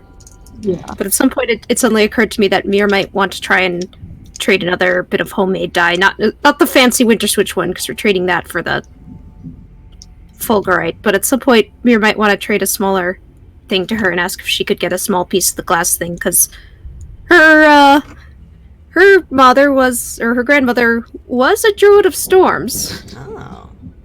Might So, find that interesting. That's true, and Naraf is the Empress of Storms. So. But that can wait. For now, let's go, find the snot! Find the Snot. Find the Snot. Alright. So, your audience with the Empress complete, you are free to board your ship and head towards Iyril, the foothills of Iyril. While we're leaving, Hessa's hand kind of twitches towards, like, some of the hanging ornaments, and she, like, stops herself and walks forward. That's good. That's behavior we like. Good. Yeah, Mir is like walking next to Lorelai and just sort of attempting to strike up conversation or just walk with her quietly, whatever seems helpful. Yeah, she, like, as you go along, that sort of, shakiness fades away, and she seems alright. Seems to adjust quickly. That's good. So, to exit the palace, well, to exit the ring of storms around the palace, I'll need another 2 fucking piloting, I guess, checks from Zakrow.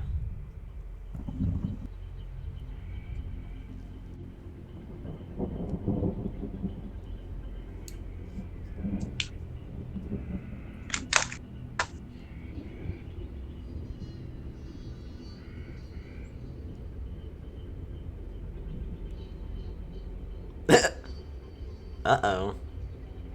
Oh no. First one is 18, okay. Second one's 9. Yeah, everybody make a dex save. Oh Ah, boy. boy. I get love it. far away from Lorelei's lap. Yeah. I am in Lorelei's lab. Dex save for Lorelei. That was really bad. I'll dex save for Nick, because I'm going to use a different die. That was not great either. I think I get hit in the head with some lab equipment. I got a 9. Nick's And that's with a +5. Lorelei got like an 8, so. Oh no. Yeah. We stumble into each other and bring a thing of beakers down on our heads. Yeah, I you like do how we hear the sound of impressed breaking her mom, glass. and now It's just some this. empty bottles. 14. But I actually didn't do too bad. I rolled real bad. I have a +5 and I still got less than 10. anybody who got a 14 or more, you're fine. Whew. And those of us that didn't, You take 5 damage, physical damage. I don't know which type. You can split it around. Maybe it's some bludgeoning, maybe it's some piercing. Maybe you spice it up with some slashing. It's broken glass, you know? That's always fun. we Yeah. really need seatbelts for this thing. An unexpected wind caught the shard of Acheron and tossed it a little bit in flight. Seatbelts would be a good idea. Yeah, it's your choice to walk around in the middle of the flight. But you clear the storm ring without I'm picturing too like a much. seatbelt sign flickers on. Like on a Ding. plane. Captain is indicated. There's turbulence. We're experiencing some turbulence, folks. Yeah. Gonna need everybody to sit down and fasten their seatbelts. Should be clear of it soon enough. Alright, but you do clear the storms after a little while. Flying out of them appears to be almost easier than flying in. And you make your way towards the foothills of Iyril. It takes another couple days, so it's probably about 5 by the time you make it all the way across the desert. Obviously, you can't fly at night, that's when Zakra's asleep. You can't fly the ship without somebody there to fly it. Egg's Yup. gonna get switched at some point. Alright. Go ahead. What do I have to roll? I keep forgetting. It's The 2d6.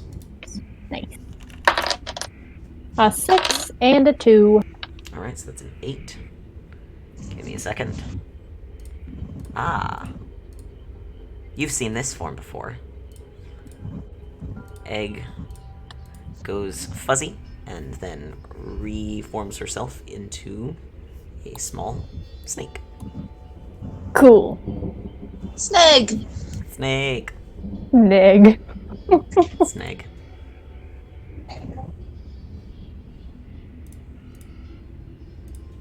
The snake, and her name is Egg. She's a snake.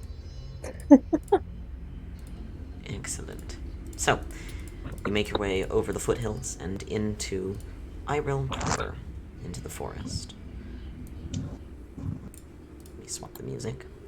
Do you remember how to get to the, to the Guardian Naga? I've never been there before, so I sure don't. You have To not. say Mirror tends to be okay at navigation, and maybe if we got the druid help, Yeah, we could- put our heads together. it is navigation, so I'm gonna say survival check. On behalf of Okay. somebody. I am good at that. Well, And Mir will help since she knows where North is and has been here before. I can't remember if Tiska's with us when we were here. No, I Tiska sure was wa- trapped in the Infinite Stairway. yeah. Well, I have a good. It's survival, you said? Mhm. I have a good that bonus. Okay. So would I be. Go ahead and try. And you'd get Mirror's helping? I'm gonna say, since Tiska wasn't here before, the fact that your helping allows her to make this check. Okay. Well, I didn't do bad anyway. We did pretty good. I gotta make sure I have the number correct. Yeah. So that's gonna be a 21 total. Ooh, excellent. 22 total, actually. I can't do math. Alright. Yes, after some searching, you locate the pass that you used to cross the mountains, though of course you didn't go through the pass. You teleported to the other side in a tavern. But you locate the pass. Yes, the and story trail. tavern. Yes, the traveling tavern. It was a wonderful evening.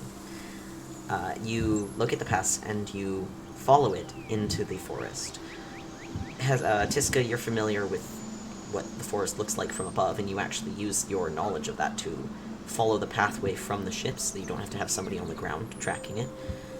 And it's not that difficult for you to locate the clearing. It is as you remember it.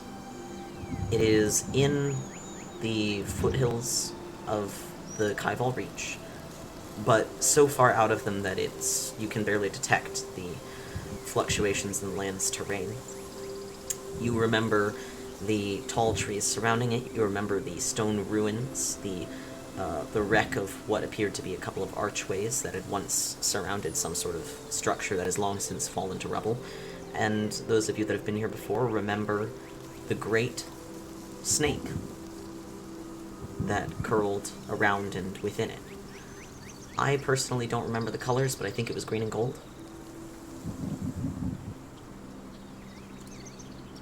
I don't specifically remember it either, so it's green and gold. Alrighty. Well, it wasn't before. It is now. Apologies to the past if we got it wrong. Yep. So, it is this I guess very big... we land at a slight distance and approach. Yeah, you'll have to sort of shimmy the ship down into the trees. It's a large ship. But you do approach, and you see this massive serpent with its scaled hood, and it raises its head as you approach, but doesn't otherwise move.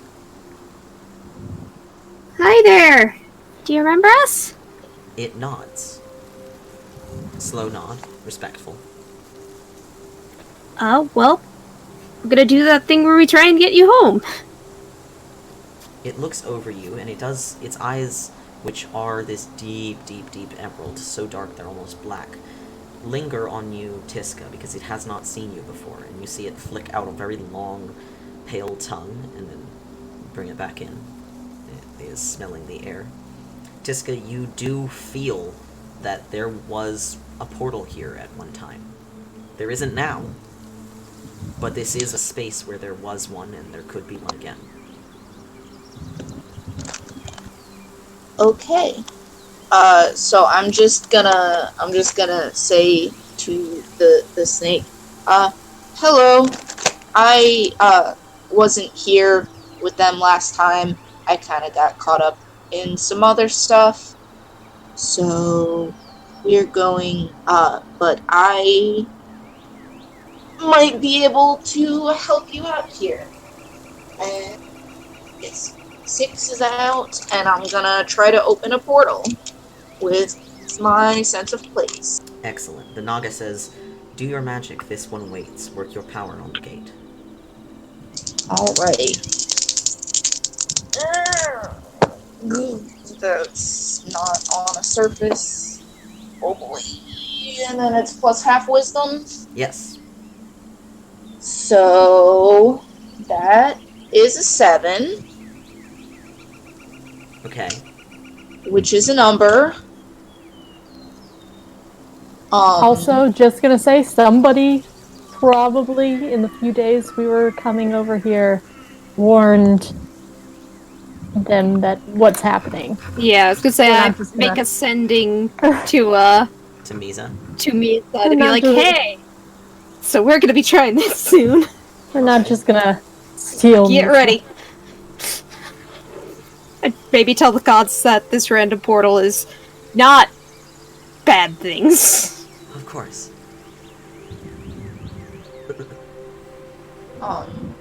So what does a So- 7 to 9 do? About to look it up. Let's see what my, past, Because that, I believe, is a partial success. yeah, 7 to 9 is a partial success. On a 7 to 9, you manage to do what you wanted, but you will impose a negative effect or consequence. Hmm.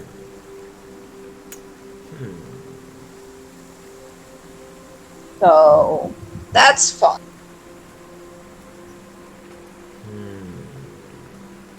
That is interesting. That means I get to do something. Yeah.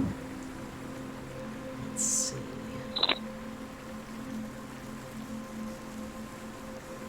Let me check something here.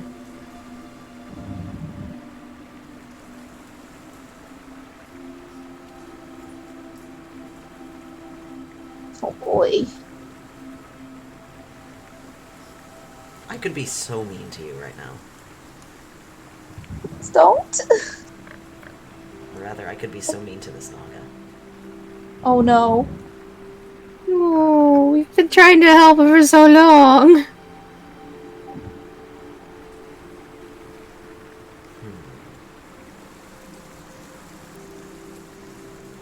Okay. Alright. How do you open a portal? So, I guess I kind of like feel around the area to try to find where is the closest to like where the portal actually was when it originally existed here and where it would be like easiest to find. Sure. And then I kind of just like grab the air and try to pull it open. Okay. You watch Tiska stride across the clearing once or twice and finally stop, pretty close to the middle. And she reaches up with one hand, sort of running her fingers through the air, and then digs them into the air. And you actually see her fingertips disappear as if she's grabbing around a corner or a piece of cloth. And with this slow, very deliberate effort, she begins to tug down on the air itself. And as she does so, it distorts and warps and opens a rift that is very similar in looking to the actual rift, although of course the shape is different. But it has that same sort of bubble shape to it.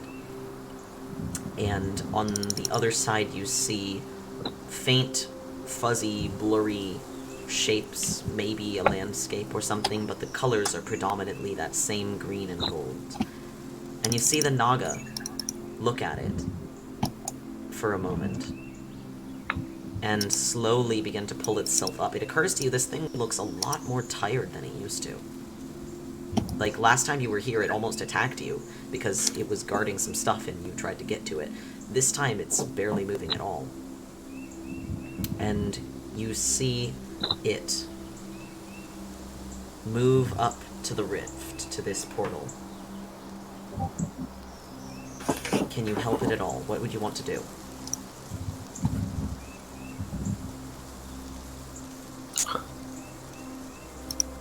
Can I...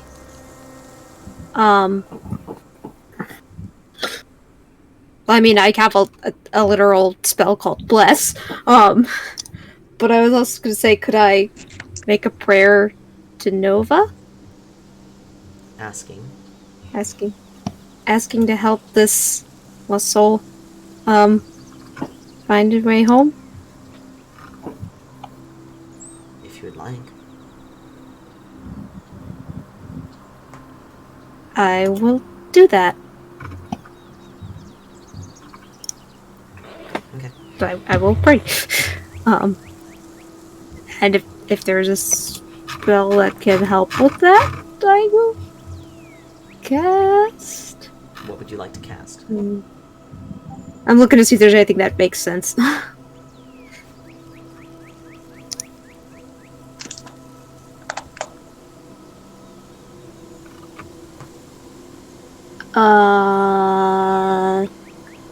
Could I somehow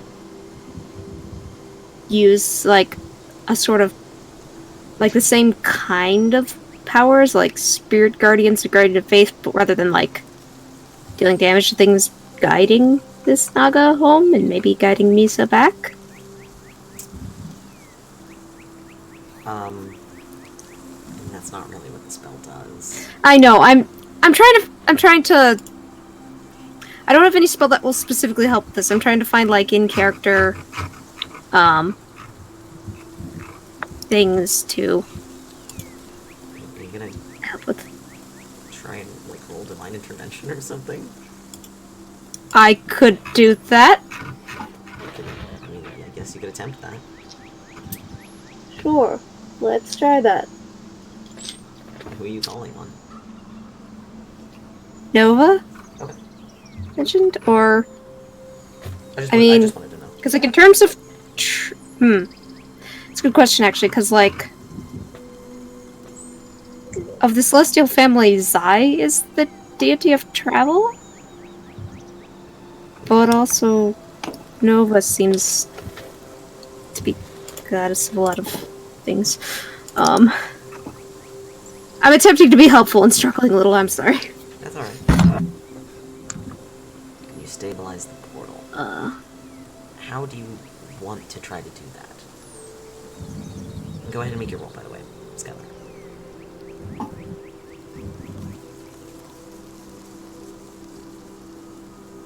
I don't think I make the roll. Because that has to be below my level, right? Right. You still Yeah, make it does not roll. work.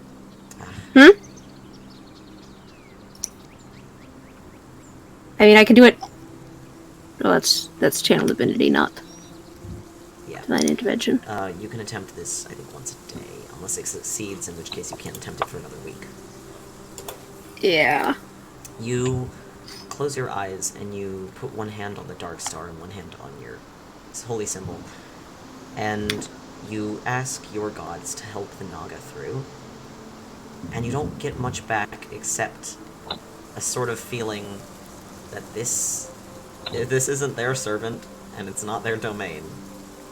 They can't really do anything here.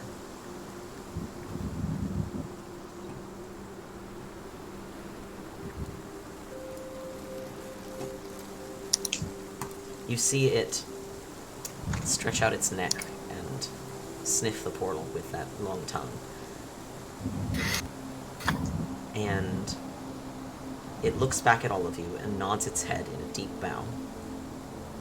And then puts its head through the portal and slithers through.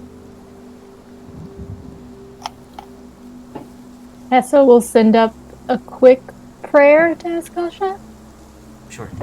I guess. She doesn't do this often, so it's long and awkward. I'm going to be right back. I'm going to leave the call and be right back. Okay. Oh boy.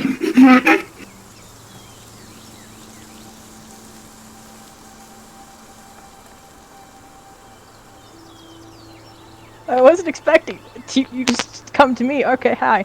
Hi. You are on the other side, because you've been told that the portal's going to open. Yes. Indeed. You see this Naga poke its head through. You recognize Nagas, you've seen them before. This one is far more faded than they normally are. And as it comes through the portal, it is moving sluggishly, slowly. You can tell it is pretty much gone. And as it finally manages to pull its way through into where you are, which is deep in Teusu's forest, where the portal opened, you see it manage to slither in a circle and pull its whole body through, and then it lays its head on the ground, and you see it sigh in satisfaction. And you're adept at reading the expressions of serpents, because, of course, you are one, and you've been around them for quite some time. And you see that it is content, as it slowly fades to transparent, and then dissolves. Rest, dear sibling of mine. Get some rest. It returned home. It's gone now, but it did return home. So, I'm going to rejoin the main call. Keep an eye on the chat, and I will call you. Yep. Actually, you know what? Let's just both go. Okay. Maybe they'll find out that the prosthetic will really come in handy someday. Sure. On the other side of the portal, you see a shape. Very large, dark. It's not. Not. Are you coming through, Mizha? Indeed. Alright. It's not. You see movement, and then, through the portal, comes Mizha. Well, Oh. you're pretty sure it's Mizha. It's, the size, I mean, she's the right size, obviously, and she's wearing Mizha's armor, but it's a little bit difficult to tell, because normally you would tell Mizha by her beautiful black and shimmering scales, or her kind eyes, and, this Yuan Ti doesn't have any scales, or skin, or flesh, or organs, actually. Oh, no. She's just a real big skeleton. Oh. Where her eyes should yeah! be, there are simply dark pits. She's moving. That's she seems to sick! be moving normally. But her long body is a series of ribs and vertebrae. And her skull is long, and you can see all of her teeth. Oh, no. She Holy pours through onto the shit! ground and looks at all of you. Holy shit, Mizha! Are you like a fucking bone dragon now? Oh, no. That's some sick shit right there! I'm going to have nightmares about this. I am glad to see you too. Sorry, it's just taking us a moment. Does anybody have mirror? I think this is my fault. I think I messed something up. I'm sorry. What do you mean? Mizha? Just take a look down at your hands real quick. Just Oh no. No. I'm aware. It's been like this for a little bit now. oh. Well, in my opinion, you look fucking sick. Thank you. I'm glad It just to see took us a you. little off guard. I'm glad to see you all well. Did you collected my things, right? Like, Yeah. Yes, we They're in have your her in the airship. by the way, while she's speaking, she's just sort of flexing her fingers like she doesn't really know what to do with herself. Her voice is Me. slightly hollow, a little bit echoey. Are you okay? Yes. Yes, I am fine. When you speak, Hessa, Mizha looks over at you, but she doesn't have any eyes. So it's just those empty eye sockets looking at you. That's not disconcerting at all. I would like to apologize for how I look. Nope. I'm just glad it's not my fault. We're cool. Yeah, no, apparently this is just how this works.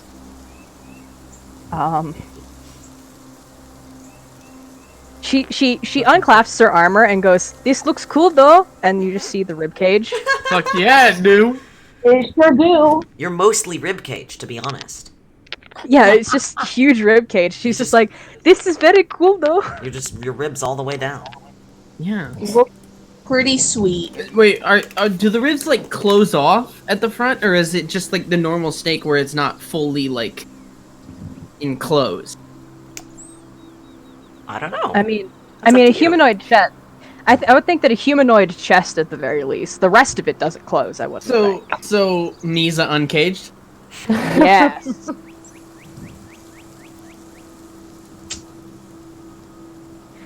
She just casually puts the armor back on. You hear the like crackling of her bones, like the joints as they move together.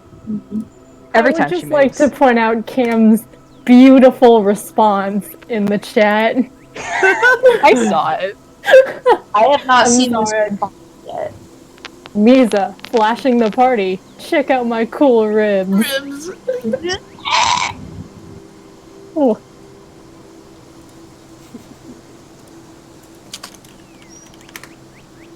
finding some images. So, Can you just like poke through it? Is it?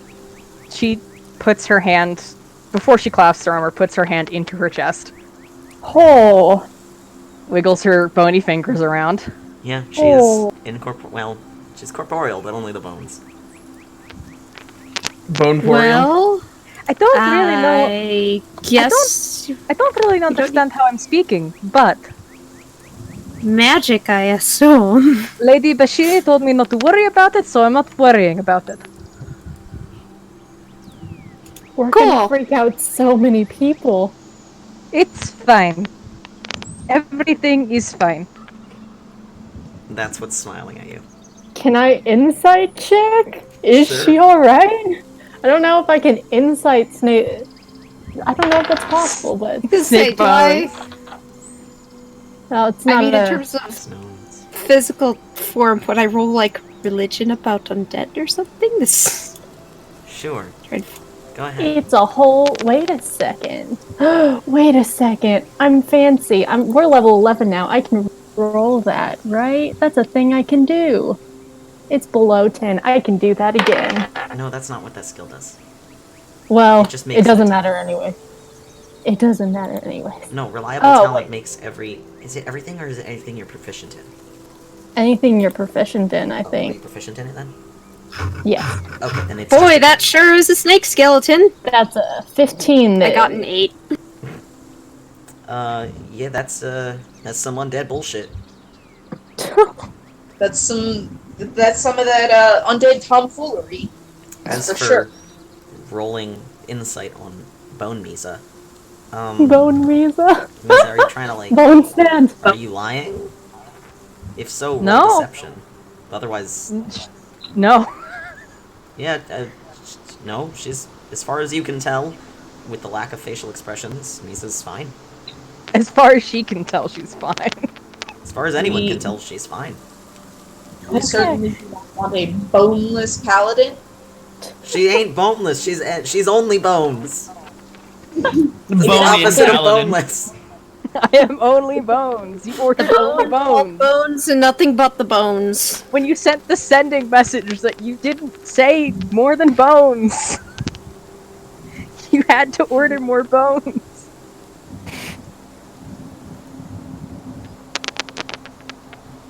So, you have your Ooh. paladin back. She's made of You get it. bones. Bone paladin.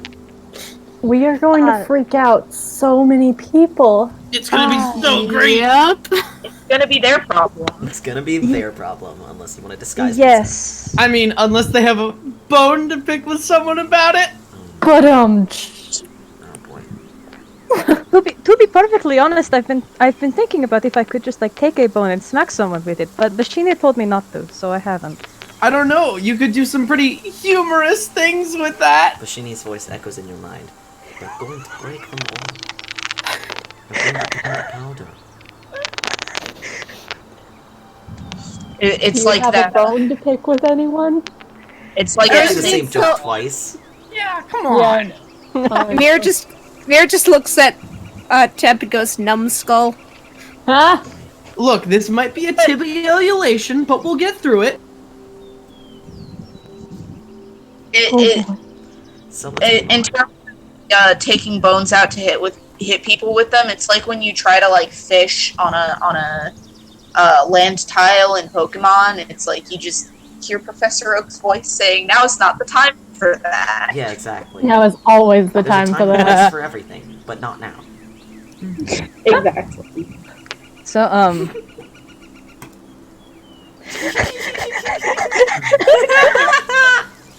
Jared. taking out the At Misa, Taking Jared out- Hopworth would like to know your location. taking out I'm two of the sorry. ribs, throwing them like a fucking boomerang. Yes. Yes. That's exactly what I was imagining. Except instead it's throwing knives and like the sharpened end of the ribs just sort of like stick out of some poor bastard. Yes.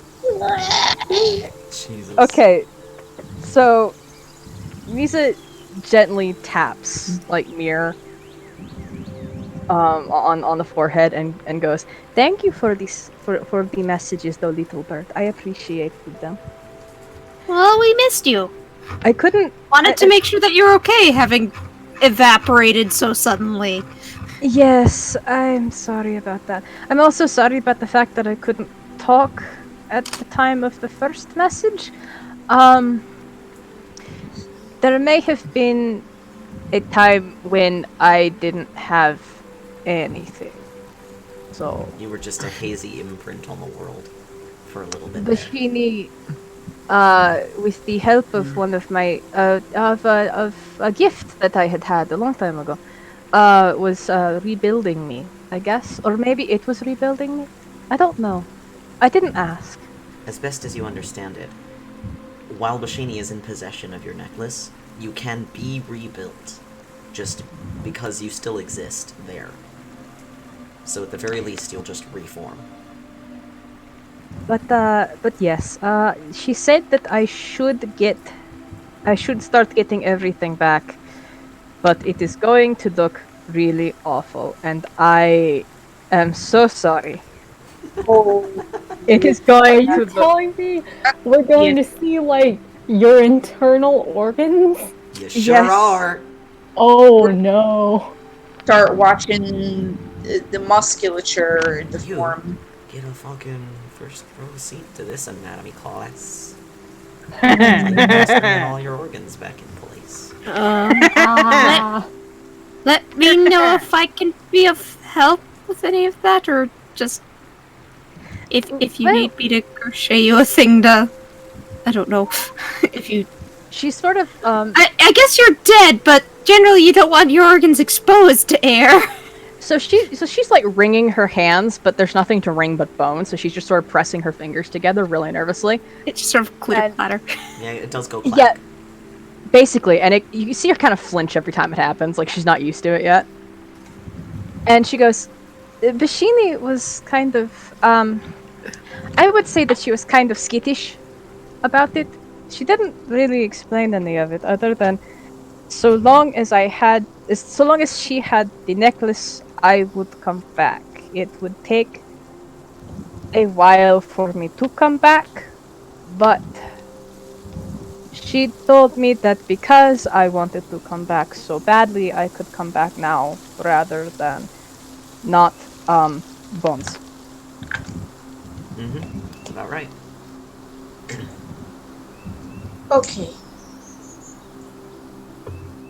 So, You're like, takes the sword, looks awkward for a moment, and then gingerly hugs Mizha, trying not to poke herself on any of the bones.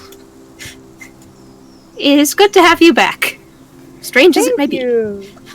We appreciate you in any form. Thank you. I just I felt bad staying away, so I decided that I would just come back like this. We missed you.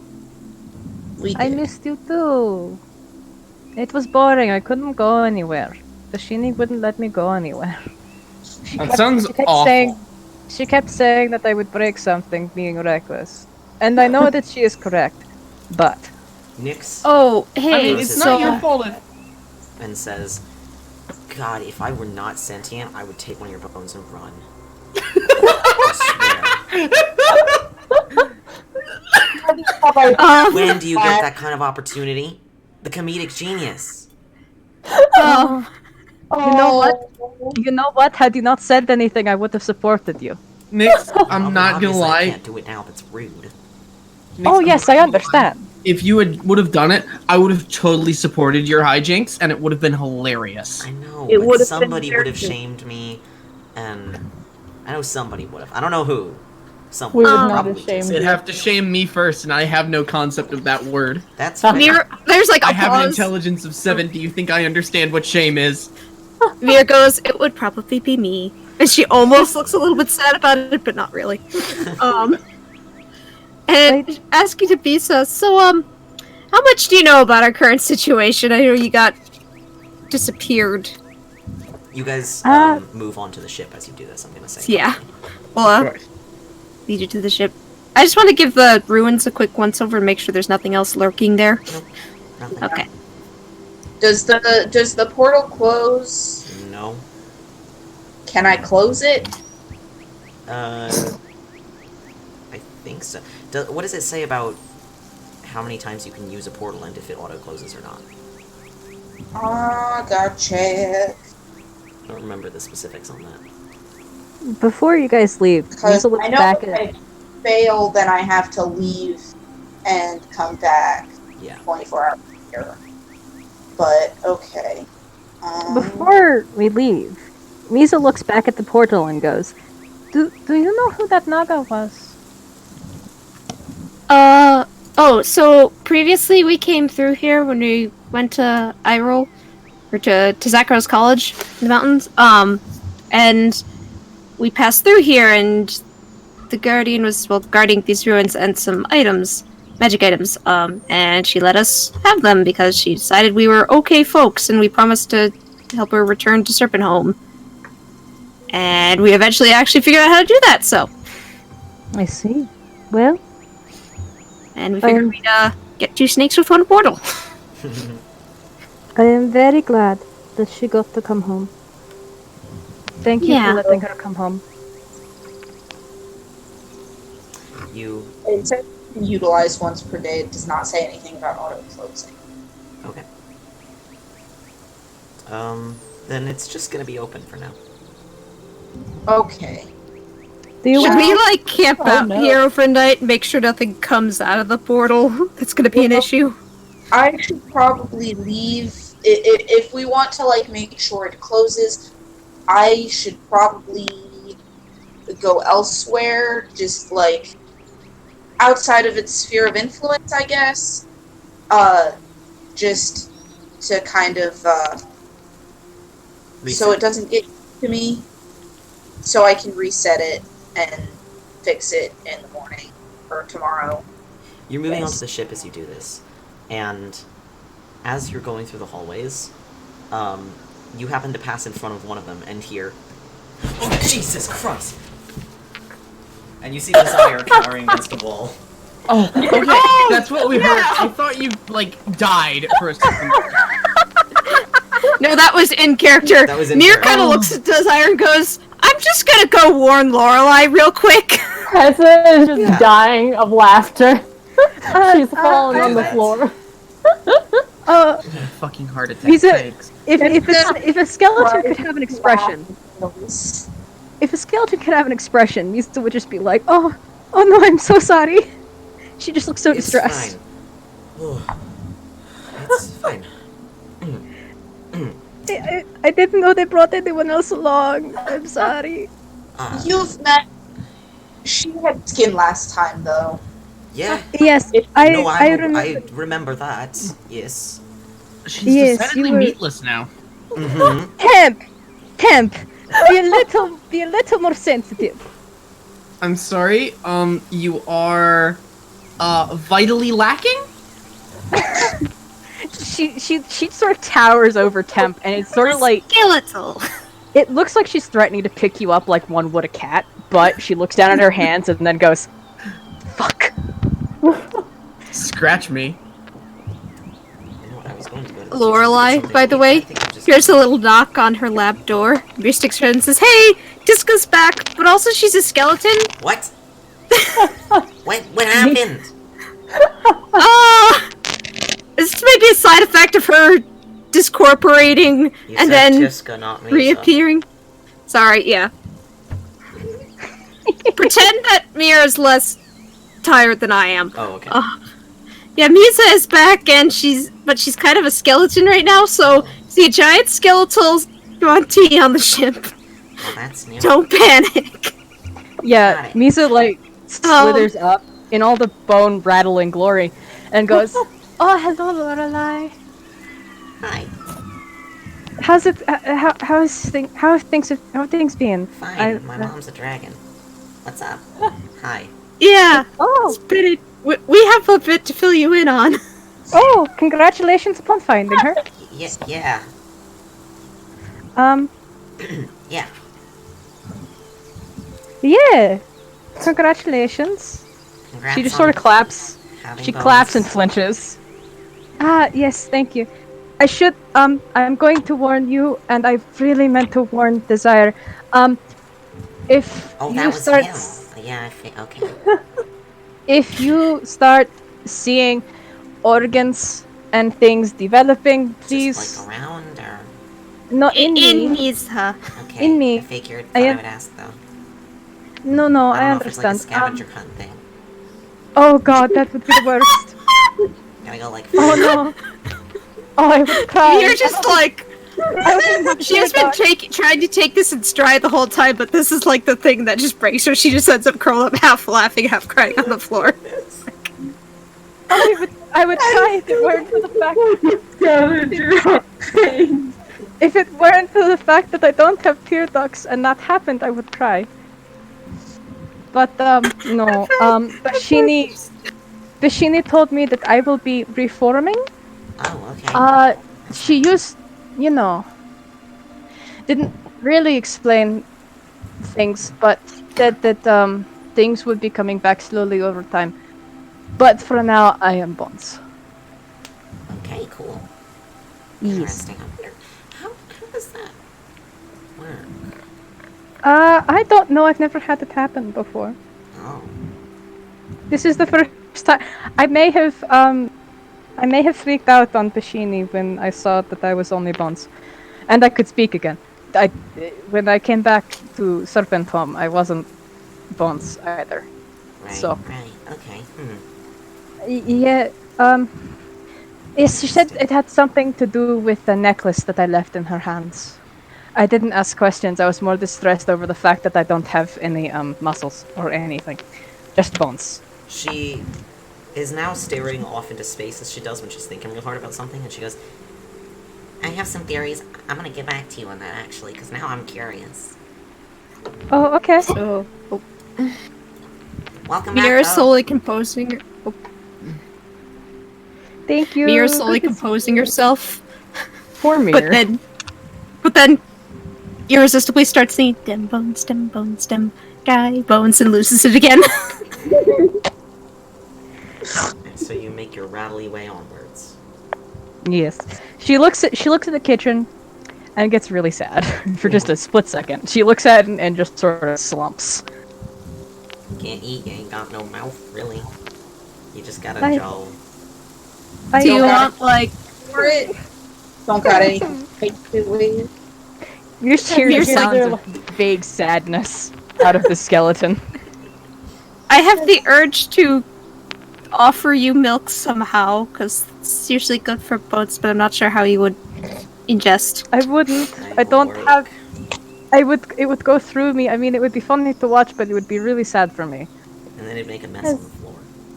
Yes, Also give her a little pat on the back. We'll get you back there. on the spine, you mean? Yeah. Just like a strong smell. Yes, but You'll Mizha get doesn't back have a there. tongue, so... And actually, Or a nose. yeah, you Again can't one smell or day. taste anything right now, because you don't have any tongue. There are no sensory glands at all. How are you seeing, anyway? I don't know. Bashini didn't answer any questions. You just sort of can, through your normal eye sockets, but you don't have any eyes. I wonder if that's gonna get a little wonky when you start growing your eyes back. Oh no! Oh no! I would be able to look in the mirror for so long. Every time I will, I'm going to immediately just want to just phase through the floor and disappear. Chat says put milk in a spray bottle and mist you. I really hate that idea. Like, a lot. I think it's worth it. We should try it. Oh boy. Bone cheese. Why would... Bone No. I hate that. I hate that that too, more. please. Please. Cursed words. That's a really... gross. Just... Oh, Awful wow. words. really bad words. Maybe Wow. things, please. Please. Content Also- warning, bone cheese. Please. Also, Mizha immediately just sort of stops mid-slither and goes, "Oh no, where is that pouch? That pouch that gave me the friends. Ah. Oh no. Hessa actually takes it out of her cloak and hands it to her. Yes, and all the rest of your things, by the way, are in a room that you could be directed to pretty easily. Oh, I want a friend. I want one of my fluffy friends, so at least I can feign being warm. 'Cause Oh, I don't want I to, like, have suffocate blankets the if you pilot. want. Or I can crochet you a cozy or something. Keep the organs safe until the rest But, regrows. but if it's cloth, won't it just, like, stain? Yeah. I have. We could line it with oilcloth, and then you would be good. Do we have that much oilcloth? I mean, I'm kind of I big. don't see why not. We can pick it up if we don't have it. It's Yeah, you're headed fine. into Iyril. You can get things there. That's a general store type of good. It shouldn't be too hard to pick up.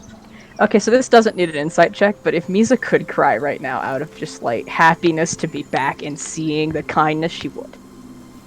And it's fairly obvious in the slight tremble in the bones, which make her clatter. She's like a big old xylophone. Oh god. Does she get double disadvantage on stealth checks right now? I was about to say. Actually, Falcon. yeah, add that to the list. Yup. Oh, Shit, where's my piece of paper? I'm sorry. I was also gonna ask if you I mean, I know you can see and things will grow back. I do have this fake eyeball that you can see out of, like, a real one if you want to borrow that, or if that works. Would that be better or worse? I don't know! Well, let's I've not been try. in this situation before. Let's try. It's also pretty small compared to Misa's head. Oh. It just floats around in the eye socket, far too small. It doesn't even float. You can try and balance it in there, though. Or, like, Oh, tilt it, wonderful. maybe. Oh no. Maybe not. I feel like if you like put it in and like spun your head around, it would spin around the eye socket and look real funny. Oh, like a googly eye? Like the Mad Eye Moony Eye.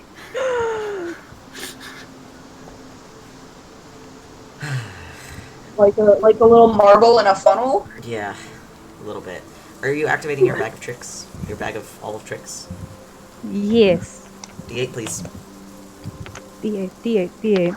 Me opening Flibblethip for D8. Flip. Give me D8, my good friend. Okay. 3. Okay, and a D, and Urs. That was supposed to be 1, 2, or 3. Whatever, another D8.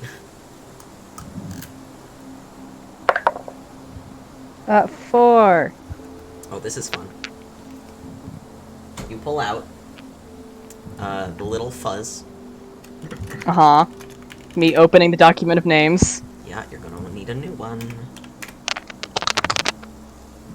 Yay! And it is a grayish fuzz. Baby, And you baby. drop it onto the ground. Uh-huh. And it sits there for a second, then rapidly expands, and what it turns into is this. it's beautiful. You know how to speak. What? Speak. What a gorgeous little being. For normal humanoids, I think. Misa just bobs up and down like a very excited pile of bones. Yeah, I need you to understand this is a large-sized beast. She's looking at it in the eyes and just clapping. Yes. This is like large as an ostrich. This is a big boy. You have a terror bird, that's correct. It's a big boy. I am going to name you... Sophia. Excellent. The bird's name is Sophia. Wonderful. Sophia is obviously quite friendly to you. I keep forgetting I'm on push to talk. But yes, large. The horses are size large. So, Indeed. but yes, Mir makes a little, like, few incomprehensible noises and then just goes, big bird. Very large bird. Big bird. I am so happy. Big bird. Very large bird. Alright. So, onwards, then? Yep. from here, your next destination is Azuth, correct? I believe so. Alright. That's approximately correct. It'll take you another day, I think, to get there fully, making 7 days since you have left Saintshaven. 1 week. So judging by your calculations, I suppose, you have another week before the citizens return. Azuth Television is on the outskirts of the city itself. You actually have to leave the city and go through the woods for a little bit to get to the compound. It's so large that they had to build it outside the city. It is very large and very beautiful. What? Are we flying? Yes. Are we flying the ship to there? Oh, yes. It is one very large, half-grown, half-constructed building. And it is... Actually, no, you could probably make it there the same day. Yeah, you can make it there the same day, so it's been 6 days. It is one very large, half-grown, half-constructed building, and you can actually see it has a small airport of its own, as well as an area, as like a stable and an area for people's carts and carriages to go, for personal transports. There are 2 other airships docked when you arrive, and the area seems to be tucked into a small, open plain between a couple different hills. But there's not that many trees on Azuth's grounds itself. It's mostly open. You can dock, nobody seems to stop you or give you any trouble. Okay, so, before we, leave the ship, we should probably have a solid, game plan. And I feel like we'll be working on this on the way over, too, a little bit, at least. For sure. What's the game plan? Falc. Yo. Mizha would try to pick up the halberd. What would happen? You pick up the halberd. It's a little heavy, but that's about it. She just goes, I don't... She just sort of bobs it up and down for a second and goes, I don't... Do you miss having muscles? I do! They feel weird on the bones. I don't like the sound I make. Plank, plank, plank, plank. I don't like... Would you like a pair of gloves? I don't... Do you have any that would fit me? Look at these hands! They're so awful. I will make you a pair, though. Bone I can't promise we'll have them done before we have to storm Azuth. That's fine. It's only temporary. I know, but I'm making people upset by how awful I look. You're not. You keep looking uncomfortable.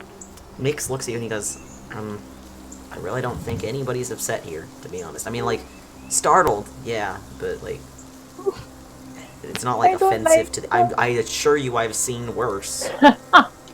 Yeah. Fair. Hessa goes forward and gives her a hug. Mizha hug and try really hard not to trap you in any part of the ribcage. I'll be honest, it's a little weird, but it's not that bad. It's gonna be okay. It's Mir gonna be will- okay. Mir will offer some things to wrap you in for the time being if you're uncomfortable, but she wants you to know that you are by far not the weirdest thing that she, or the entire party for that matter, has seen. Yeah. You aren't here for the banshees, or the hands with eyeballs in them. Oh, yeah. Here for those either, actually. So that's a thing. Yeah, you weren't here for Celisea's eye hands. Oh, Jesus. She just sort of looks at that and goes, oh. And yes, that was in my hometown. Oh, dear. So, again, we have learned to take weird stuff in stride. I mean, Especially when it is someone as lovely as you. Oh, Yeah. thank you. we found a bunch of stuff that looked like mundane objects that was actually like flesh in the abyss. Hands, skin, Definitely been- teeth. Awful. Hessa just that- looks into the distance for a second. I just wanted a jacket. God. Mm. Awful. Okay, so my only request is something with oil paper so when everything else starts coming in, I don't make a mess and make anyone uncomfortable. That is all. We'll start with the blankets, and we'll get oil paper soon before any of the fleshy bits start growing in. Yeah. But for now, just I want you to be comfortable. You know, that is one of the weirdest sentences I've ever heard, and I love it. Welcome to D&D, pal. Yep. We're gonna get you some paper so that when the fleshy bits start growing in. And again, not the weirdest sentence I've uttered in D&D. I mean, yeah. Yeah. I mean, there is 6 points of ass damage. That sure happened. Breathing, spider climbing, counter charming. The whole What? juice box thing. So, what's your plan here? Are we leaving anyone on the ship in case of incident? I assume Desire will be here. I don't think Desire would want to come one way or another. Yeah. Nyx, Lorelai, what do you two want to do? Lorelai, she glances between you and she goes, if you need me along, I'll go, obviously. Although I don't know what we're doing, so that might be a first thing to determine.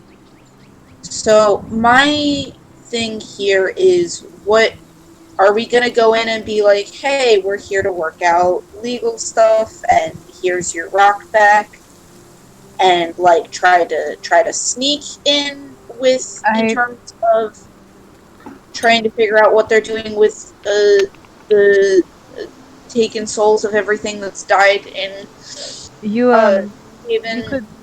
you could leave me as a distraction because I certainly cannot sneak. I cannot sneak.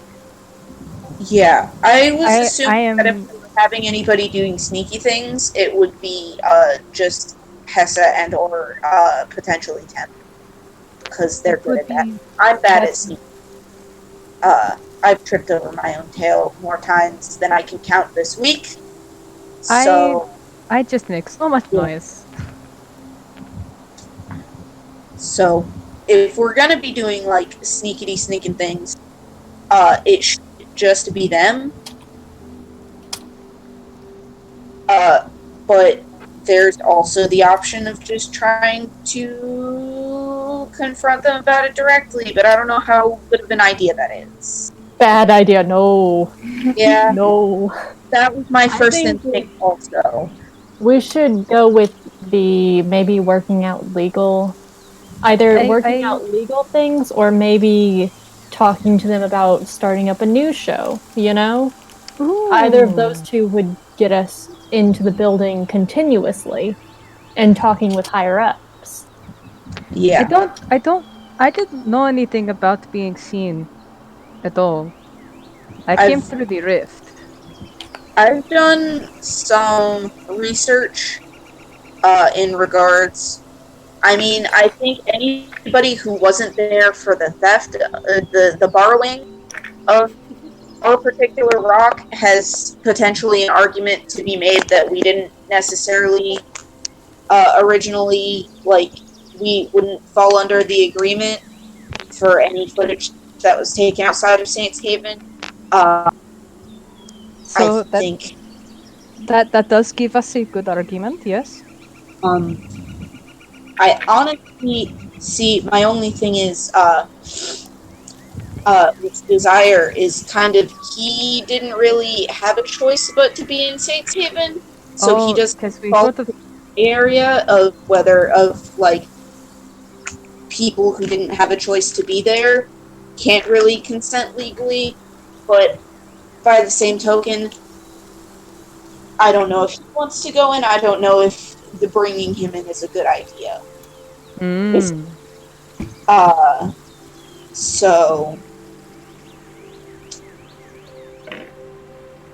just trying to throw some spaghetti at the wall and figure out what our game plan is in terms of that. I think Because this in- kind of whole clause about anybody who stays in Saintshaven property and buys things there consents to be watched. But Desire did not stay of his own volition. Yeah, we kind of told him that he was staying with us and didn't give him a lot of other options. Have So- those stones even seen me entirely? They're kind of small. They have. No. I feel like they probably got like the fisheye lens type view. It's actually just a focus, and it sort of... It's a focus, and then the actual camera eye, like, endpoint of a scrying spell can be anywhere near it. Oh, Interesting. Right. fancy. Um, Well, By default, it's just in the stone, but it can be moved anywhere. well, they are going to have a big shock on their hands when I go in there.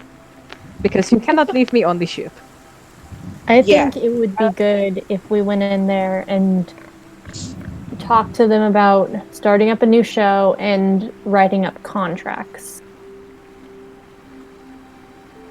It would That make would them maybe like us more. that might entice them, yes.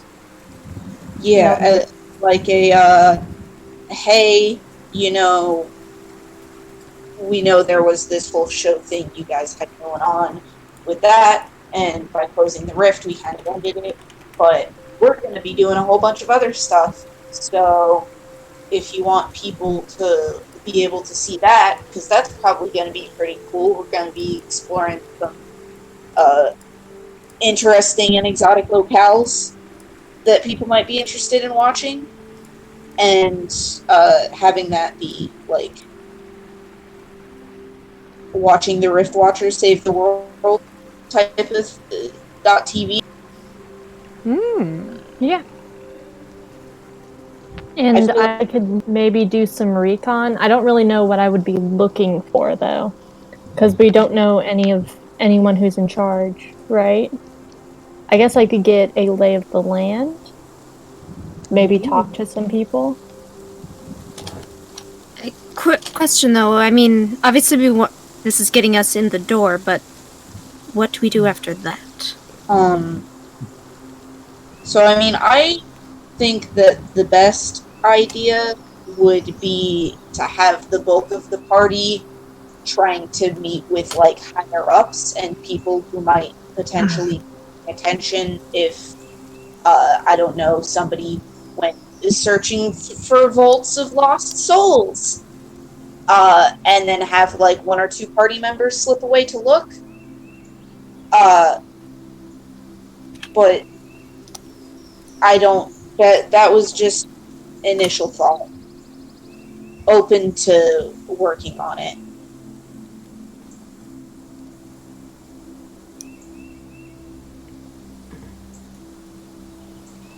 So, what are you thinking? Well, no matter what we do, I am a good distraction right now. So, if nothing else, I am going to be very big and taking up a lot of attention. Yeah. In terms of sneaking around, Hessa obviously is quite good at that. I could go with her. Of course she is. I'm decent at sneaking, and I'm not so great at the talking, so... That's fair.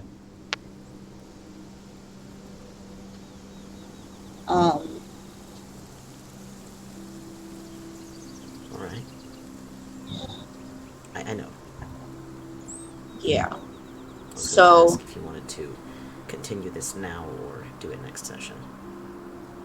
Because I'm obviously here to keep going if you would so desire. I'm But it's okay up with to it. you guys. I'm okay with going. Fine with continuing, although I would have to take a quick bathroom break just personally. Oh, that's fine. I think. I mean, we have been. Keep going for however long. I am good for now, but it sounds like maybe JD would have to drop, and I don't know. Genty Lurker. Look. I'm cool with staying. What does that mean, Lurks? I think that may be meaning tired. Oh. Okay. So it might be good to wrap up here and then. Laundry and murder. Laundry and murder, and then laundry That. after the murder. Well, you have to do laundry after the murder to get all the blood out. I mean, True. why do you think I have all this bleach? No, you fool, use hydrogen. Here, I thought it was just because you liked the anime or something.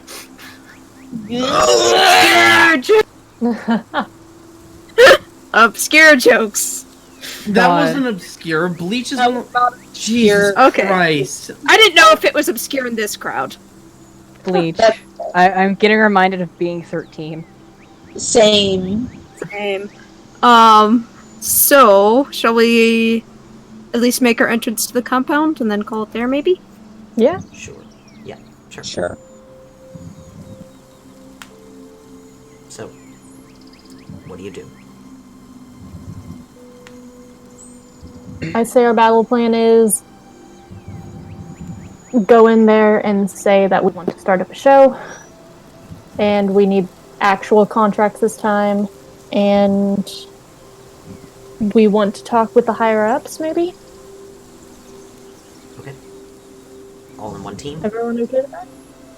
Well, that was the question, was are the sneaky folks splitting off now, or once we're in the building? I feel like you guys splitting off once we're in the building would make the most sense because I feel like it wouldn't make a lot of sense to them if just the ones of us who are not sneaky came up to the front. They would And- notice us gone now. Well, I mean, like, you could come up with excuses, be like, oh, gotta run to the bathroom, or whatever. Fair. Or, like, you could, I feel like it's going to be more convincing up front if we all come up together and make sure that they know that we're all here. And then those of us who are not sneaking kind of take the forefront of the conversation and, like, the attention, so that those of you who are sneaky can slip away mostly unnoticed. And just, I'm up like, for it. excuses as to why you need to leave, should that, become relevant. Sounds good. Alright. Yeah, bathroom is always a good excuse. Nobody wants to question it. Alright. Nobody wants to be like, no, you don't actually have to pee. It makes people uncomfortable. Hessa's gonna take Egg off and put her on Mizha. Okay. Thank you for the frame. Egg winds around in the bones. Oh gosh. This feels kind of strange. Also a good idea in terms of, like, reconnaissance stuff so you can see what we're doing. Yeah, that was the plan.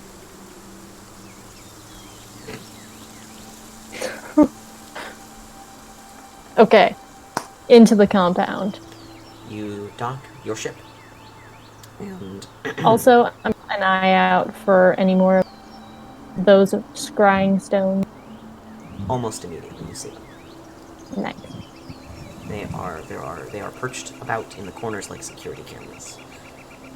So you see a couple overlooking the docks, which are pretty absent of people, but you do see a couple wandering about, usually headed business-like in a certain direction. And from there, you see there is one primary entranceway leading inside. When you open that door, you see a hallway leading in both directions, but there is a helpful sign posted on the wall, and it points you towards front desk on one side and offices on the other. Or not offices, but sets.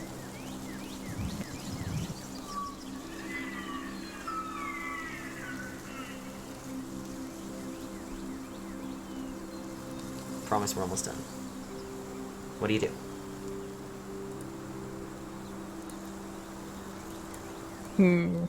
Somebody with Go charisma score, take charge, please. And go up to the front counter. Alright, as you're on the way from Yeah. detect magic, you see if there's necromancy on those scrying stones. There absolutely is. Oh boy. So it's probably not just a Saintshaven thing, then.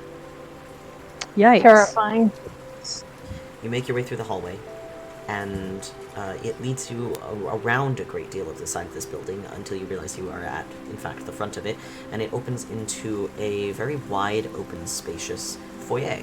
The floor is this marble mosaic, and you can see it is glass windows pretty much on 3 sides. The 4th side has a large stairwell, but in front of that it has a big semicircular desk with an elven woman sitting in the center of it. She looks up as you enter and goes, "Oh, can I help you?" Hello Hi. there. Yes. We are the Riftwatchers. Hi, good to meet you. What do you need? What can I help you with today? Well, we were wondering, since, the whole thing with Saintshaven and the Rift, and you guys had a program going with that, and we closed the Rift, we were wondering if we were coming in with a proposition, actually, to, at least temporarily, kind of replace that programming, because as you may or may not know, we are now on another mission, and we thought and the viewers at home might be interested in watching our continued progress. As you're speaking, she actually looks over to one of her screens and kind of, she's looking mostly at you, but she keeps flicking her eyes over to the screen. And she's nodding along with you, and she holds up a hand to cut you off there and says, "Actually, I was given a notice a couple days ago to, if you came in, specifically you guys, because it was thought that you might do this, to go ahead and let one of our showrunners know. So I can see if he's got time for you for an appointment if you'd like." That would be fantastic. Insight check. And yeah, okay. I don't see shit. What'd you He get? seems perfectly reasonable to me. 15. Insight. Yeah, if you'd like. 23. Yeah, she is telling the truth.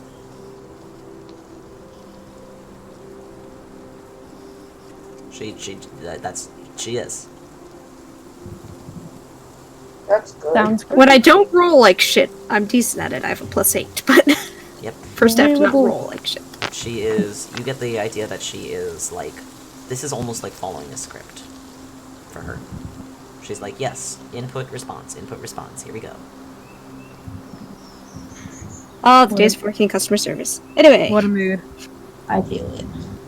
And she waits for, so do you want me to do that? Yes, absolutely. That would be fantastic, actually. Sure, yeah, give me just a second.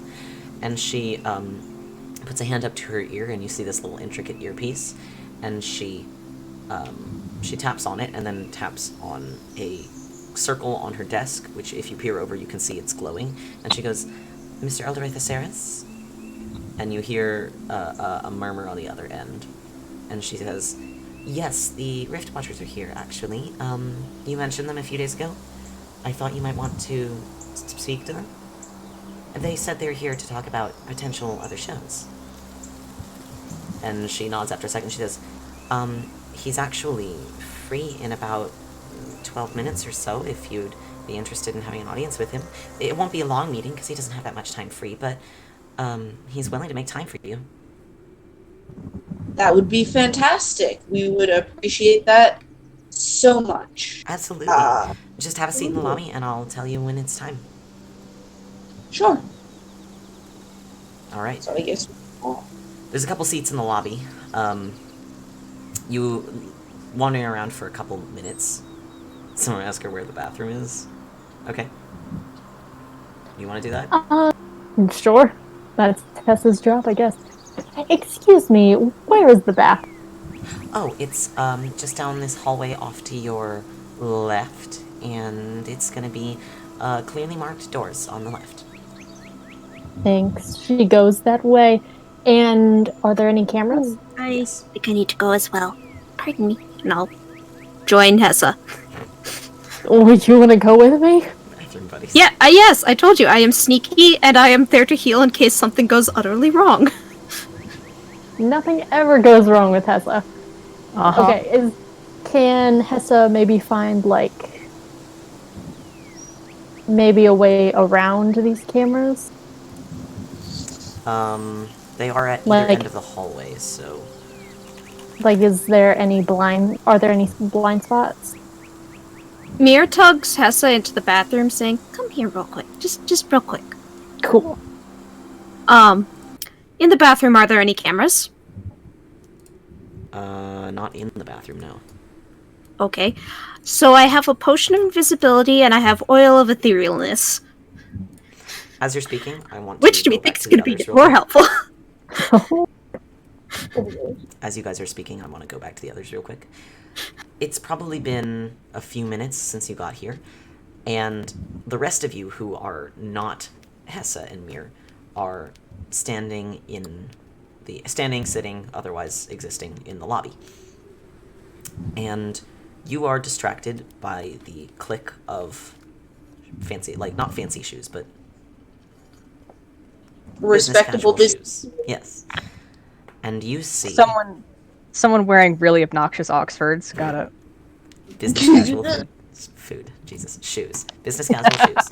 And you see someone come out of one of the offices against the far wall underneath the second floor balcony, behind the desk. And you see the receptionist, whose name is Jasmine, as the nameplate on her desk shows. You see Jasmine turn around, and she kind of jumps a little in her chair, and she says, "Oh, did your meeting end early then?" And the elven man that you see nods to her, and he says, "Yes, it did. I take it you all are the Riftwatchers that I was told had arrived." That would be us. Excellent. Yes. Well, I did not foresee your appearance today, but I have no problem with it. If you're interested in having a meeting with me, I would encourage you to follow me now. All right. Misa's just sort of like bobbing in place a little bit as she moves. Like she's clacking on purpose. Excellent. Come with me then. And you follow him into his office. And that's where we'll go ahead and end that for tonight.